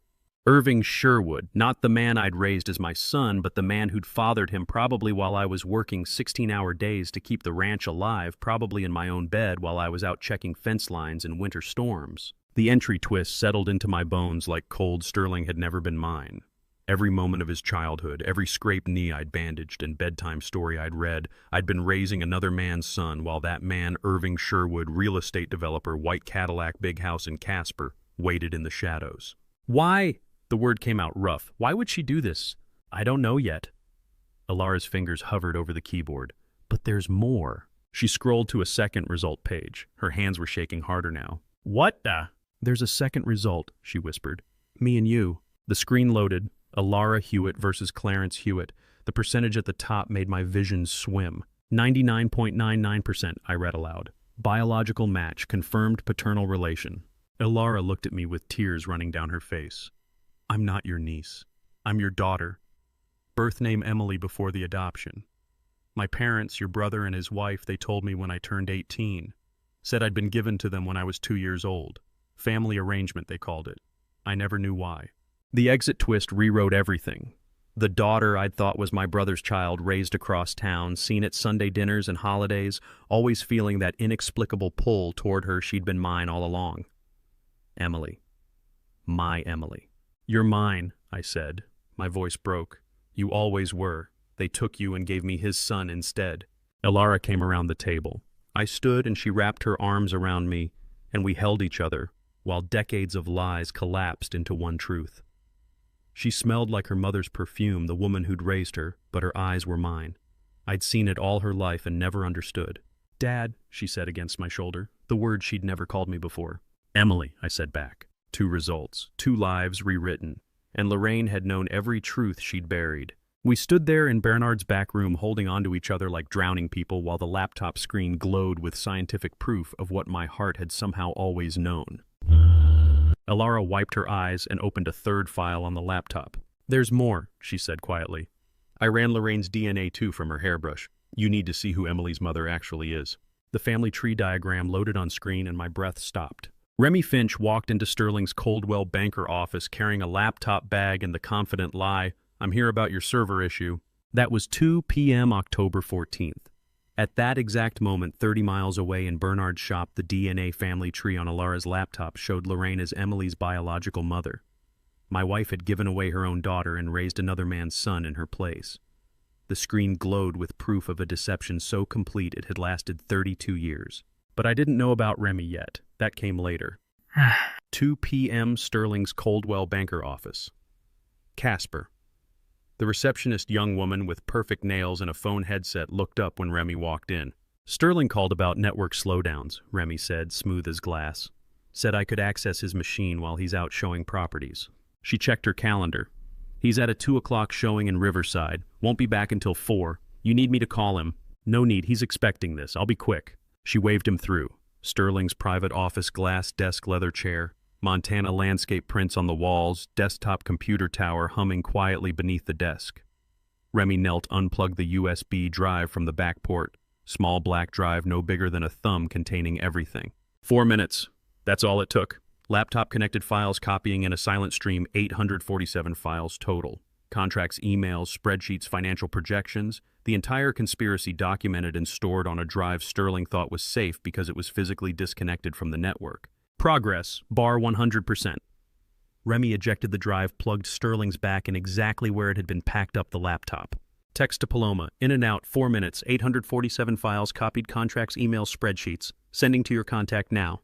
The receptionist smiled when Remy walked past. All fixed. Server's running clean, Remy said. Have a good afternoon. The entry twist was already complete before I knew it existed. Every piece of evidence Sterling thought was hidden now copied and encrypted, already traveling through digital channels toward Alara's secure email. Bernard's shop. 3:30 p.m. Alara and I were still sitting in stunned silence. Lorraine is Emily's mother. Lorraine gave her away. Lorraine raised Irving's son instead when Alara's phone buzzed. She looked at the screen. Remy got the files, everything from Sterling's office drive. I felt hollowed out, scraped clean by too many revelations in too few hours. Can we handle more truth today?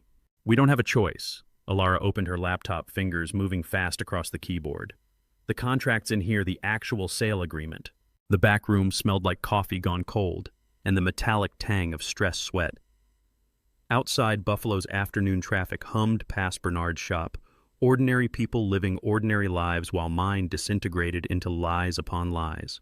Alara's screen filled with file names, Hewitt_farm_contract_final.pdf wire_transfer_schedule.xls x email_thread_March_oct.msg.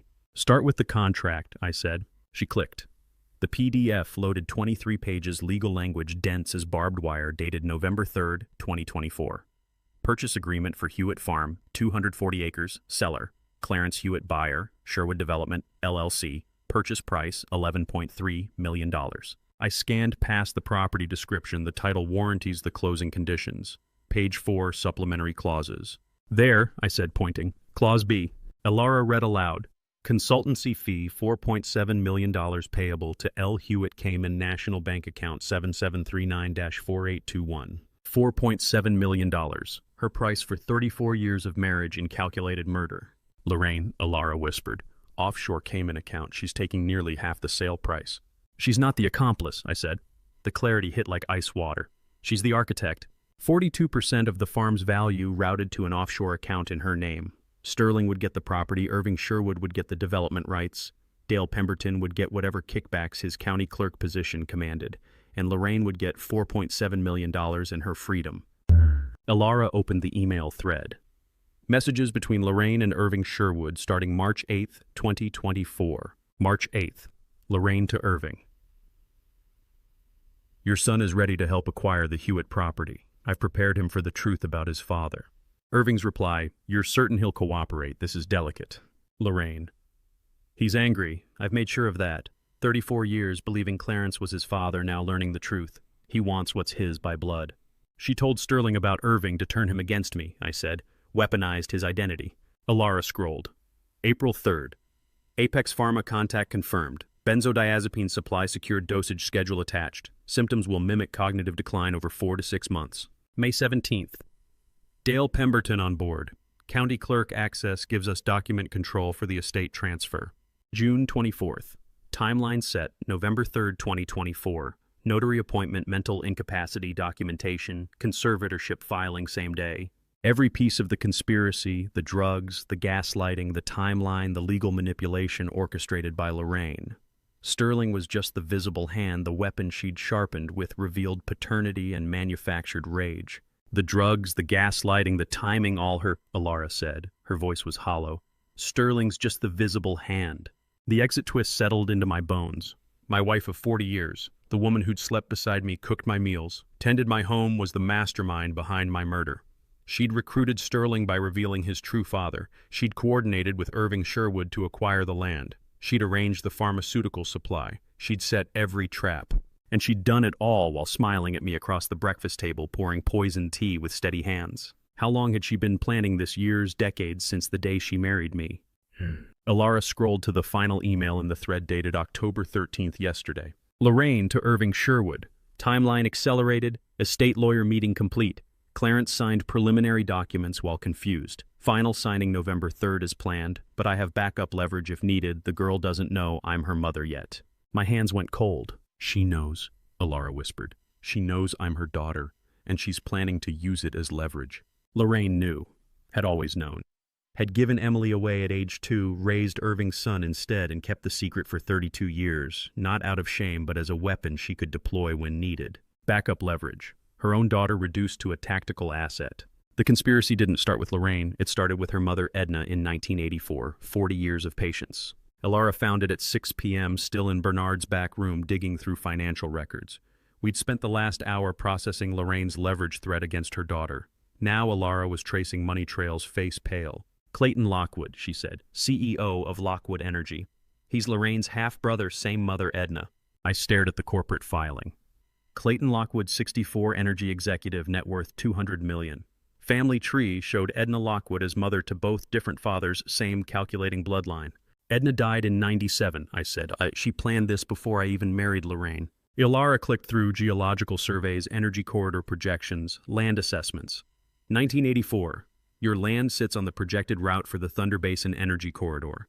Natural gas pipelines wind farm access transmission lines. Your 240 acres are the bottleneck. They've been waiting 40 years. The entry twist hit like a landslide. Edna Lockwood had positioned her daughter to marry me in 1985, 1 year after identifying my land as the key parcel.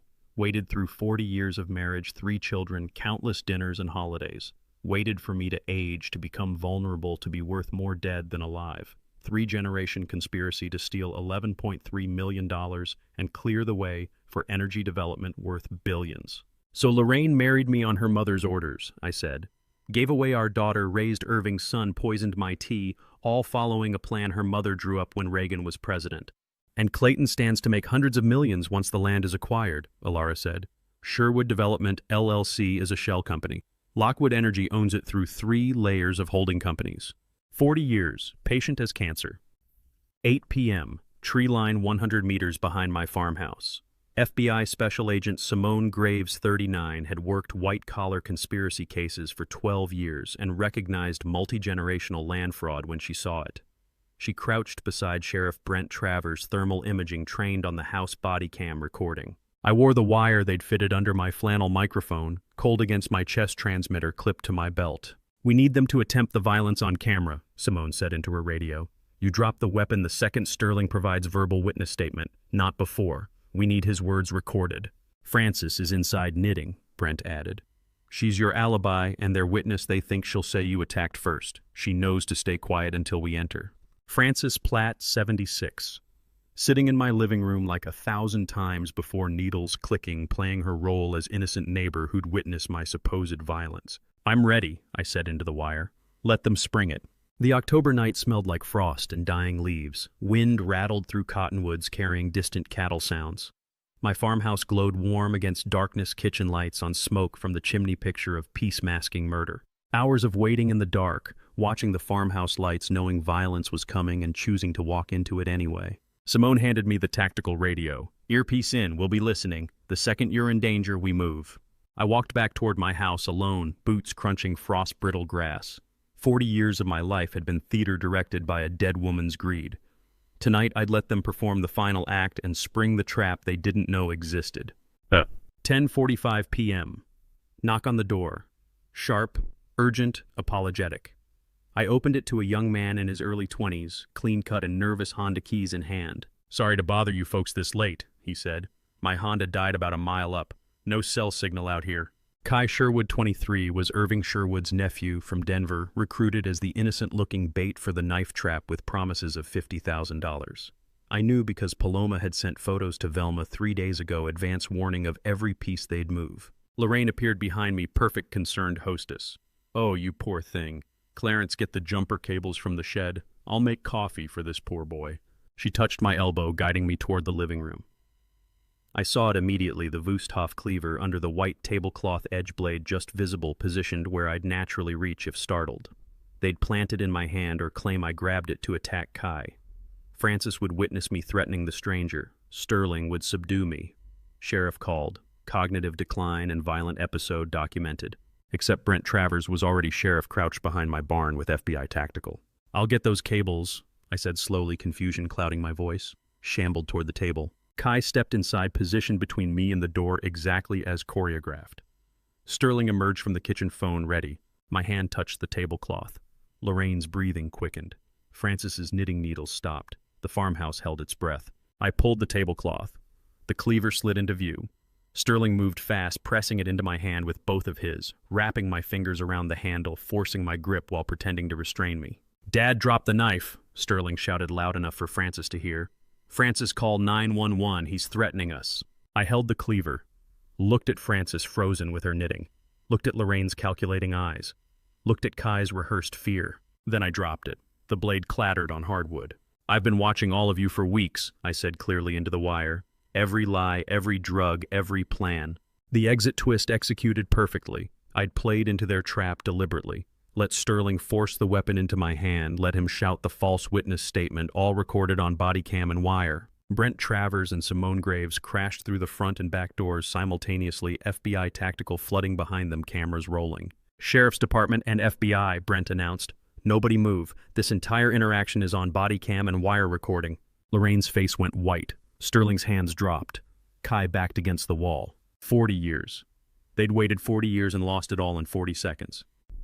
Simone Graves pulled Lorraine's hands behind her back for cuffing when Lorraine smiled, actually smiled and looked straight at me. "You think you won," she said quietly.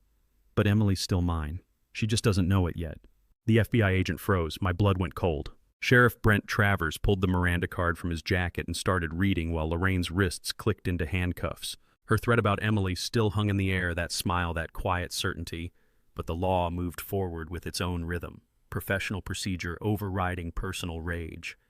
Simone Graves pulled Sterling's hands behind his back, next metal cuffs locking with the same decisive click.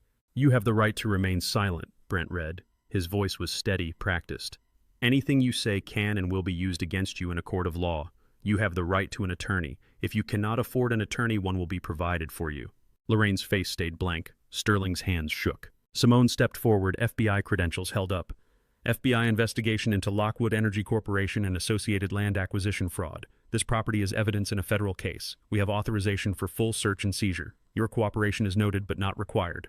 "I want my attorney," Lorraine said. The first words she'd spoken since the arrest. Calm, controlled, like she'd planned for this moment too. Sterling looked at her, then at me. His mouth opened closed. No words came out. 2 FBI agents led them towards separate vehicles parked in my driveway. Lorraine to one, Sterling to another. Standard procedure for co-conspirators. Keep them separated, prevent coordination. The vehicles' red and blue lights painted the farmhouse in alternating colors, turning 40 years of memories into a crime scene. Frances Platt stood in the corner, knitting, abandoned in her lap, witness to the whole performance. She caught my eye and nodded once, silent confirmation that justice was moving finally after months of patient waiting. October 15th, 3 a.m. The FBI search team had been working through my farmhouse for 4 hours. I sat at the kitchen table drinking coffee that tasted like ash, watching strangers photograph and catalog my life. Simone Graves emerged from behind the kitchen bookshelf, massive oak unit that had stood there since 1987. She held a small metal safe door, hanging open, key still dangling from the lock. "Found it bolted behind the bookshelf," she said. "Key was on a necklace in Lorraine's jewelry box. Want to see what she kept hidden?" She laid 3 items on the table. First, a passport, Lorraine's maiden name Lockwood. Second, offshore bank account statements, Cayman National current balance showing wire transfers dating back to 2019. Third, a Polaroid photograph, edges worn from handling, colors faded, but image clear. The entry twist hit me like a physical blow. Lorraine younger, maybe 28, holding a newborn baby wrapped in blue hospital blankets. Beside her, Irving Sherwood, unmistakable with that sharp face and cold eyes, hand on her shoulder, both of them smiling. Background showed Houston Methodist Hospital signage. Date stamp, March 1994. Caption in Lorraine's handwriting along the bottom white border, "Our son, forever ours, L. March 1994. Houston Methodist Hospital, March 1994, Simone said quietly. Irving Sherwood, Lorraine, and the infant. She kept it, I said. My voice sounded hollow. 30 years she kept proof of the lie. Brent Travers leaned over my shoulder studying the photograph. Evidence bag. This is premeditation documented in real time. The Polaroid was a time capsule of lies, 1994, Houston sunshine, preserving the moment they decided to destroy me. Sterling, born in Texas, while I believed he was mine, born in Wyoming while I was out checking cattle in a March snowstorm. Every detail of his birth story had been fabricated. The hospital, the complications, Lorraine described the midnight drive through a blizzard, all fiction. She'd kept the photograph like a trophy, hidden behind the bookshelf, locked in a safe, worn at the edges from being taken out and remembered. Our son, forever ours. Not mine, never mine. October 25th, 2 p.m., 11 days after the arrests. Johnson County Sheriff's interrogation room smelled like industrial cleaner and old coffee. Fluorescent lights hummed overhead, casting harsh shadows across the metal table bolted to the floor. I'd requested permission to confront Sterling before his arraignment. Simone and the federal prosecutor had agreed sometimes confessions came from family confrontations and they wanted everything on record. Sterling sat across from me, an Orange County jumpsuit public defender, beside him young lawyer who looked barely 30, already overwhelmed. I placed the DNA envelope and the 1994 Polaroid side by side on the table between us. Physical evidence of 34 years of lies. Sterling stared at the photograph, his face drained of color. Silence stretched. The wall clock ticked. Water dripped somewhere down the hall. Brent Travers stood by the door, arms crossed, watching. I raised you, I said finally. My voice was ice. 34 years. I want to hear you explain why. Sterling's eyes stayed locked on the Polaroid him, as a newborn wrapped in Houston hospital blankets held by parents who weren't the ones he'd called mom and dad. You wouldn't understand, he said. Try me. His jaw worked, hands clenched on the metal table. The public defender touched his arm, warning caution lawyer's instinct to stop talking, but Sterling shook him off. I called you dad for 30 years because mom told me to. The words exploded out sharp and bitter. Every birthday, every Christmas, every goddamn baseball game and graduation and family dinner, all performance, she told me when I was 16. Sat me down, showed me this exact photograph, said Irving Sherwood was my real father. Wealthy, connected, could give me everything you never could. The exit twist landed, he'd known. At 16, he'd learned the truth and chosen consciously, deliberately to continue the lie for 18 more years. Irving promised me half his estate if I helped get the farm, Sterling continued, voice rising. Mom said you stole her life, trapped her in this nowhere ranch when she could have had money and status. We were just taking what we deserved. I stood slowly, looked at this man I'd taught to ride and rope and fix machinery. This man I'd sat beside in emergency rooms and school conferences and county fairs. 30 years of dad, every word a calculated performance, every hug a transaction. You were 16, I said quietly, turning my back on him. You had 18 years to tell me the truth. You chose this. I walked toward the door. Behind me, Sterling started shouting justifications, accusations, rage, but I didn't stop, didn't turn around, just kept walking while Brent Travers fell into step beside me. Down the sheriff's hallway, Brent caught my arm. Wait. Lorraine's attorney delivered this an hour ago. She'll only speak to one person. He handed me a sealed envelope. I opened it. Inside, a single line in Lorraine's handwriting. Tell Emily I'm ready to meet my daughter. She deserves to know her real mother before I go to prison. I watched Lorraine through the two-way mirror while she cried into her hands, but not I realized from remorse. The note demanding to meet Emily still sat in my truck unanswered. I'd come straight from the interrogation room where Sterling confessed to the observation room where his mother performed her own version of truth. Sheriff Brent Travers stood beside me in the darkened space, arms crossed, watching the woman who'd poisoned my tea for months now sob into FBI custody. Agent Simone Graves sat across the metal table from Lorraine, file folders spread between them, recording light blinking red. Professional, patient, waiting for the breakdown. Where is Irving Sherwood right now, Mrs. Hewitt? Simone asked. Lorraine's hands shook. Makeup ran in black streaks down her face, mascara mixing with tears. I don't know. He stopped answering my calls 3 days ago. 3 days ago would be October 22nd, the day after we executed the search warrant on his Casper residence. He's gone, Lorraine said. Her voice cracked. Fled. Left me here to face this alone. Brent leaned close to me, voice quiet. She's not crying because she's sorry. She's crying because he left her. I watched Lorraine's shoulders shake, listened to her gasping sobs.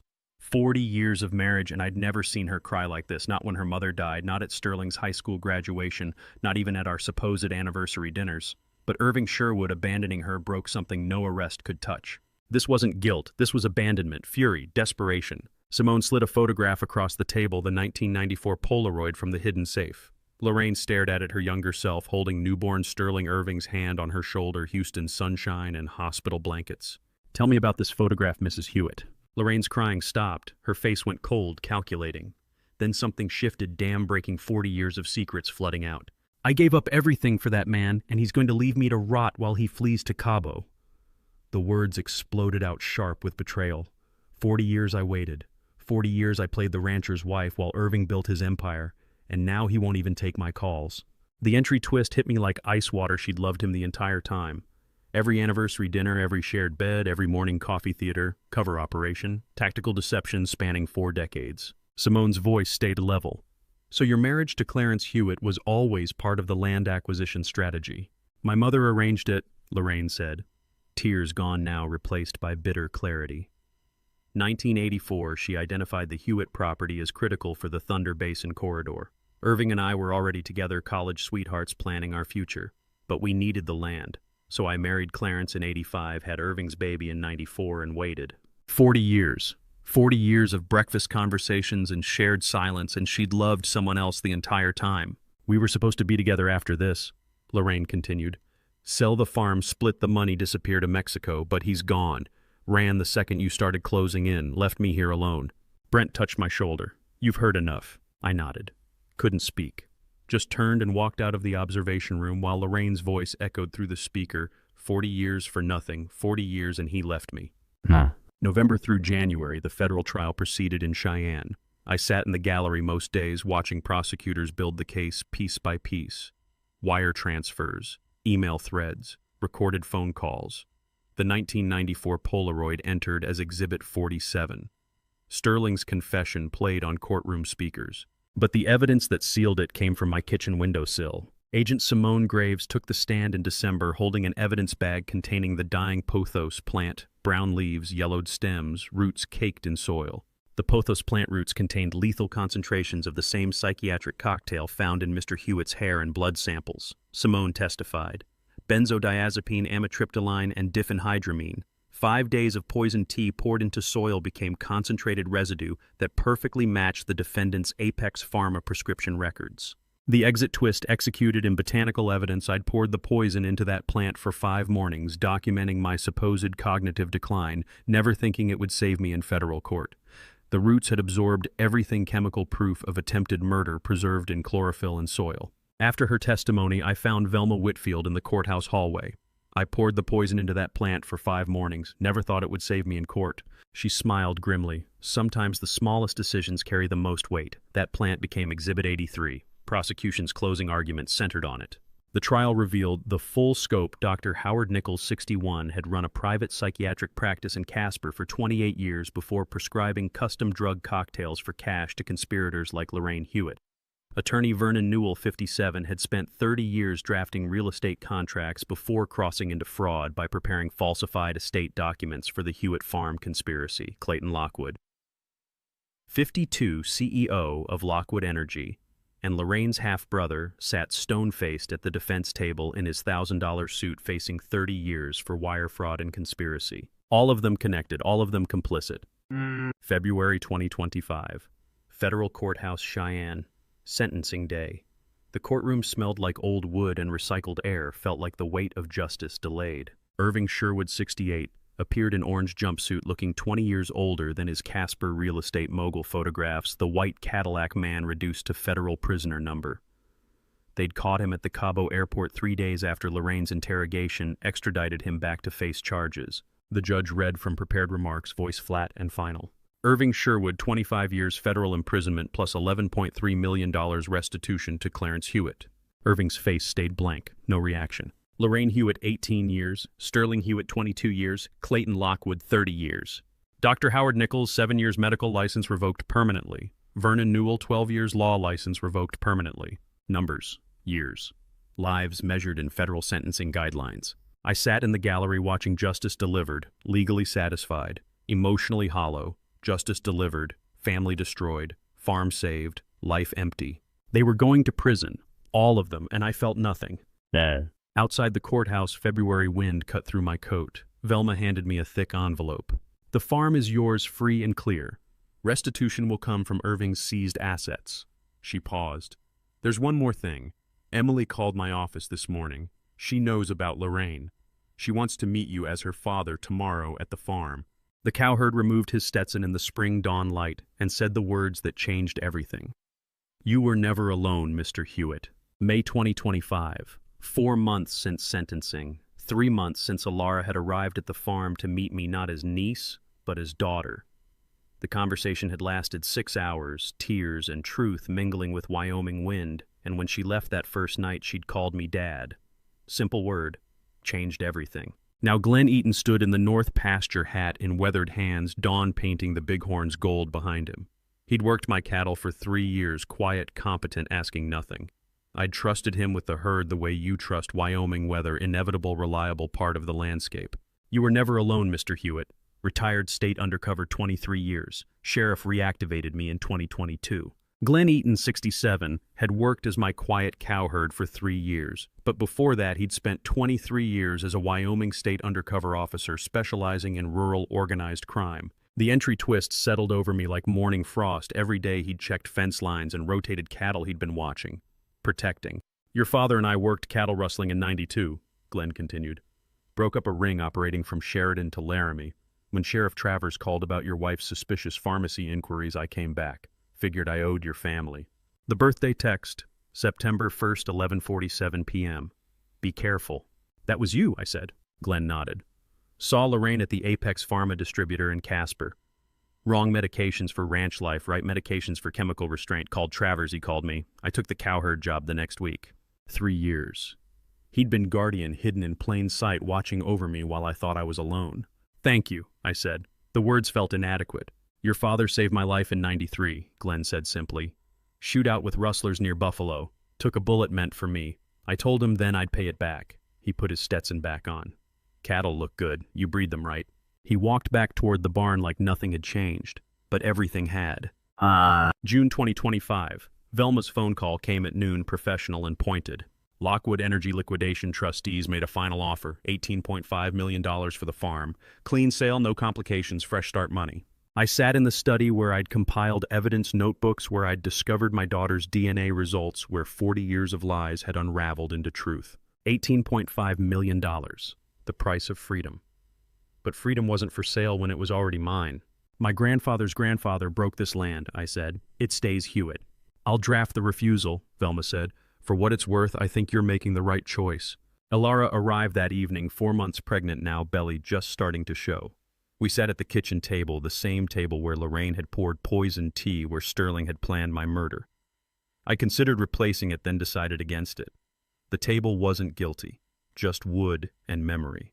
Velma said you refused $18 million, Alara said. You're giving me a heritage, not a price tag, I said. This land passes to you and your daughter. That's worth more than any number. She reached across the table, squeezed my hand.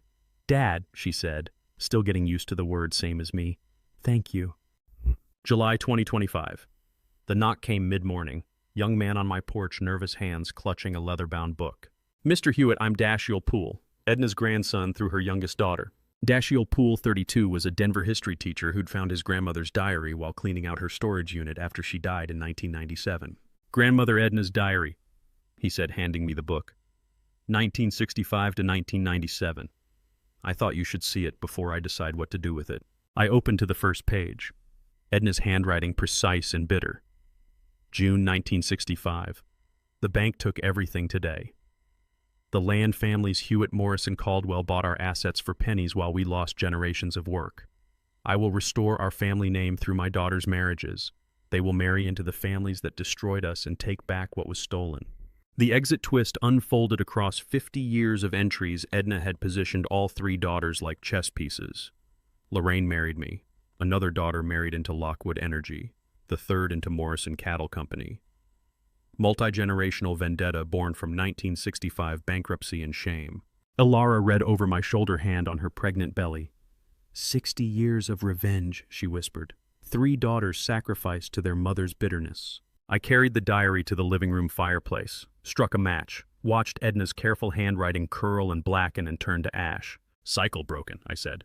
Dashiell nodded. That's what I hoped you'd do. September 2025. Sunset painted the porch gold and amber.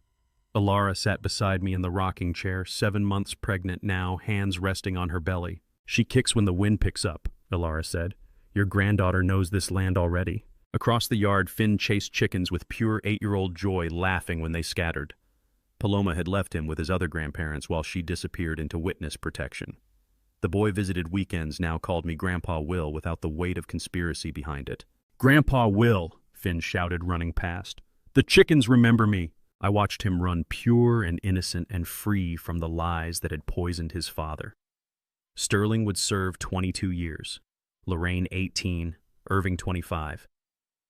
But Finn would grow up knowing truth, and that was worth more than revenge. Sometimes the most dangerous person sits at your dinner table, I said quietly. But sometimes salvation is the daughter you didn't know you had, the grandson who tells truth, the cowherd who's actually guardian, and the land your ancestors trusted to your hands. The land endured, the family endured, and that I thought was victory enough. Ilara reached into her jacket and pulled out a sealed envelope, handed it to me. One last thing. Paloma's attorney sent this yesterday. She testified against Sterling and Remy got immunity and witness protection. She wanted you to have this before she disappeared. Inside a photo of Paloma's newborn daughter, tiny and perfect, wrapped in hospital blankets. And a note in careful handwriting named her Grace. Thank you for letting me save myself. P. And to you listening to my story, remember this. The people closest to you aren't always who they seem to be. For 40 years, I trusted without questioning. I saw what I wanted to see. A loving wife, a devoted son, a family built on solid ground. Family betrayal doesn't announce itself. It hides behind familiar faces and daily routines. Don't make my mistake. Pay attention to the details. Trust your instincts when something feels wrong. Family betrayal cuts deeper than any other wound because it violates the most sacred trust. When those who should protect you plot against you, it shakes everything. But here's what I learned. Family betrayal doesn't define you, how you respond does. I believe God allowed me to discover the truth when I was strong enough to face it. The smartwatch, the warnings, the quiet guardians. None of that was coincidence. Even in the darkest moments, there were angels I never knew I had. The land endured. My real daughter found her way back. That's grace. If this story resonated with you, I'd love to hear your thoughts in the comments below. Have you ever faced betrayal from someone you trusted completely? Share this video with someone who needs to hear it. And if you want more stories like this, stories about justice, survival, and hard-won truth, please subscribe to Revenge Dad. Your support means everything. Thank you for staying until the very end. This story contains fictionalized elements for storytelling purposes, but the lessons are real. May you never face such betrayal, but if you do, may you find the strength and support to survive it.